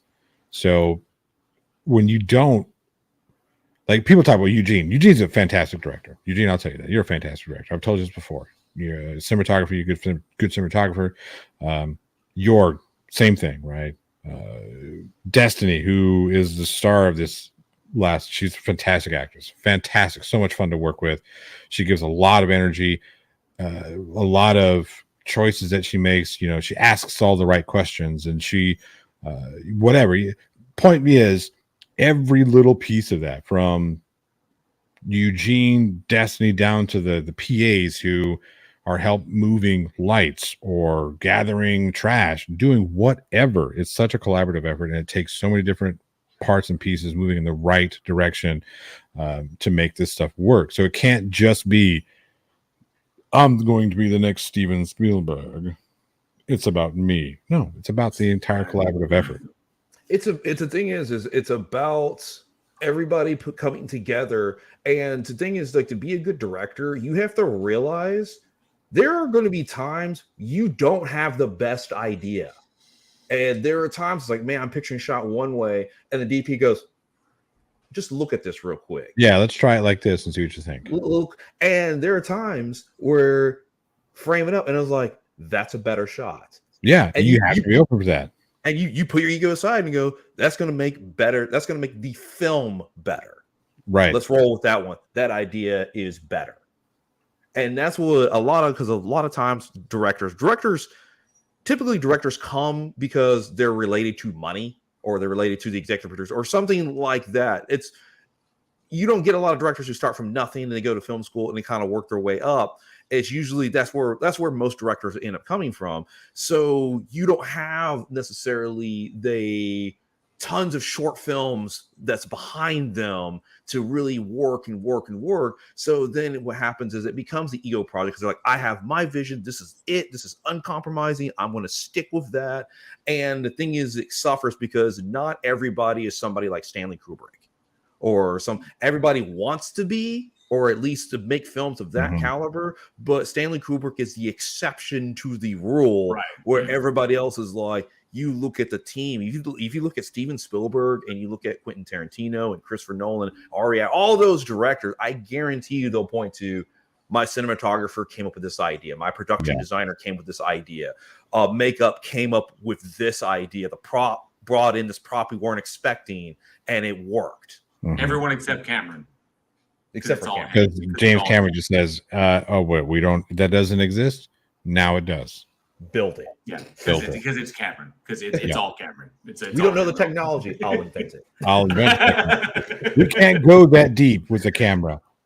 We can. I think it was like, we can't go that deep with the camera. Watch me. Yeah. Right. Yep. But enough about this film. I did want to ask. We haven't said a word about this film. I just want to quick opinion from y'all. Is this the worst zombie film you've ever seen? I don't even consider this a zombie film. Oh, okay. Sorry. Eugene, what do you think? I see. The thing is, what's the death rattle? I won't because it's shot like a videographer, someone who does weddings.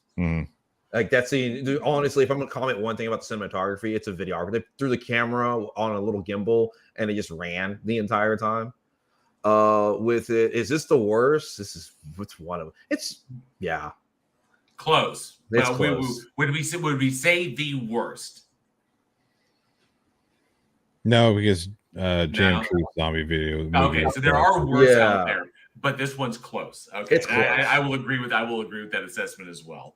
So, it's definitely bottom 10. Yeah, like every zombie movie ever made, this is bottom 10. Yep. So there's some we haven't even seen yet.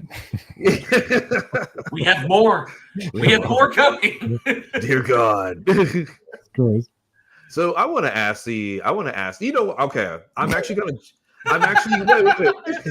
Eugene's Death Rattle was a better zombie movie than Zombies. Who died made you king of the fucking zombies. Okay, so I'm actually going to change up the call to action on this one. Okay. I want to ask the audience, what do you think is the worst zombie movie ever made? Because we've talked about good zombie movies. What's the best zombie movie? What is the worst zombie movie you have ever seen? Ever made? That's tough. That's take some serious thought for me. I mean, JM Truth's not considering that one. It never really saw distribution. So. Okay. Yeah, like a Fair. movie out there. Oh, fucking hell. Because even a lot of them have like some entertainment value. If you look at like Zombievers, you look at zombie strippers, you look at stuff like at least can be at least fun. Rodinella Sam says your storyboards were better than this. So very true. Oh wow. Okay, so you said worst, right? Worst zombie film. Okay. Yeah. So obviously, Sarcasm says again, James Truth still exists. Yeah. So it does have an argument there. Rodinella Sam said Dawn of the Dead remake. I tend to agree. I didn't particularly. I mean, I don't think it's one of the worst. I just don't particularly care for it. I love Ving Rhames in the role. I like some of the things they did with the whole fast zombies thing, trying to like reinvent this movie that didn't need to be reinvented. The original is perfectly okay, perfectly fine. It's a masterpiece the way it is. Didn't need to be redone.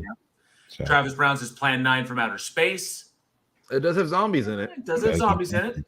Jeremy Duncan says City of the Living Dead. Any of the Resident Evil movies? I wouldn't say Got worse. fucking fired. No. Resident Evil, and then slowly downhill. I Oh agree no. with that. No, sharp nosedive. Resident Evil. Raw. What is that roller coaster at Six Flags? The Titan. Yeah. 7 miles an hour straight down. Yeah. Volcano zombies. Yep. Joshua Lee. Oh, volcano zombies. That one was pretty fucking terrible. So Joshua Lee says anything with John Carradine, in my opinion. Wrong. Rodinella Sam says the remake had some good scenes, but was not a good zombie movie. Joshua Lee says The Unearthly. Interesting. Volcano zombies were pretty damn bad. We talked about it, Sarcasm. We absolutely did. Danny Trejo doing his best, wizened old Indian in that movie. Let me tell you a story. It was like, you're obviously Hispanic. Really, really obviously Mexican. Well, but you do know where Mexicans come from. You know? Yes, I do. But he even had the stereotypical Mexican accent. And he's gonna, he sounded like Machete telling an old Indian story. Whoa. Come on, man. Whoa. I'm gonna have to ask you to put your racism aside. That was not racist. Obviously Mexican accent. Come on, it's Danny Trejo. Who's from Southern California, not Mexico. Machete don't tweet. The remake of Resident Evil movie was bad, says Jeremy Duncan. He may be talking about the Netflix thing. Is it the Netflix one, or is he talking about the live action one? Welcome to Raccoon City. I thought that was the Netflix one. Netflix series was entirely different. Yeah, there's a Netflix movie and a series. yeah. Oh yeah. Netflix series actually follows the storyline of the games, which is intriguing. Strange Like 790 says House of the Dead, and I may have to agree with that. That's bad. That one was fucking bad. Oh, yeah. Yeah. I saw one. It was Navy SEALs versus zombies. And I don't know if they know what a Navy SEAL is. Because when you have a 400-pound man in tactical gear struggling to go up the stairs That's and Steven lets the Seagal. zombies eat him. That's Steven Seagal in all his new movies. In every single movie. Hilarious. Jeremy Duncan says Mexicans come from Germany, right? Yeah. Yes. And then NA corrects him, said Mexicans come from Ecuador. So yes. That's true. Jeremy Duncan was talking about Welcome to Raccoon City. Welcome to Raccoon City was only for those who really loved the games. It was not made for movie audiences. Sarah Villa says Night of the Living Dead 3D. Okay. That's a good argument for that one. Yeah. There's a bunch of bad ones. Definitely let us know down in the comments below or weekinhorror@gmail.com. What do you think is the worst ever zombie film? Definitely want to hear what people have to say in the comments. All right. You know what time it is. It's trivia time.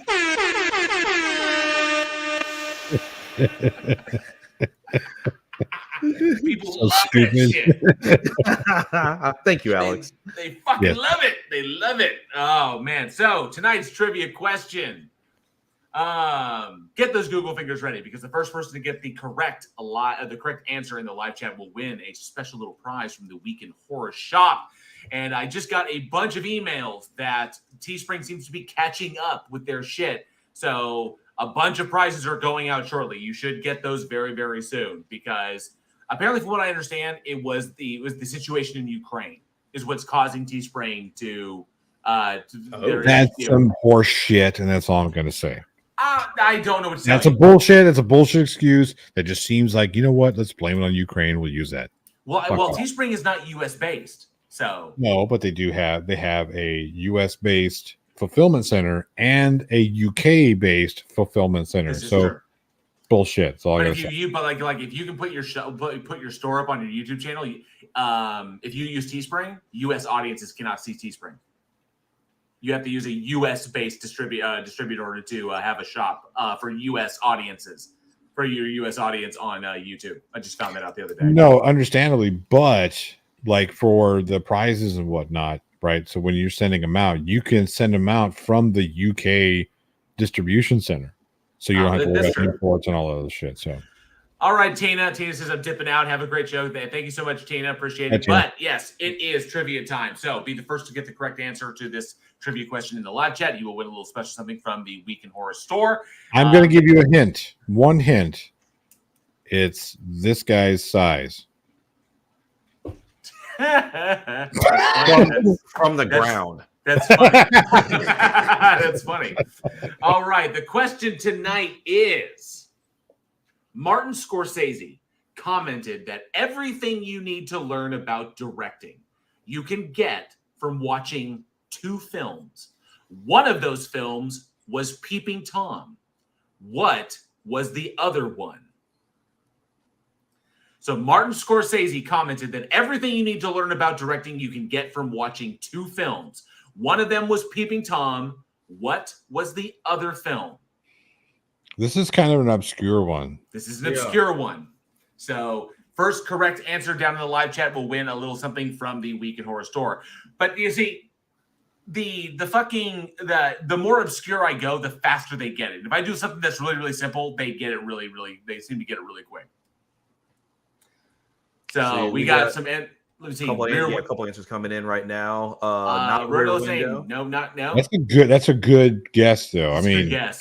Not because it's close to the answer, but because it's a fantastic movie. And so was the Birds, Birds, actually. yeah.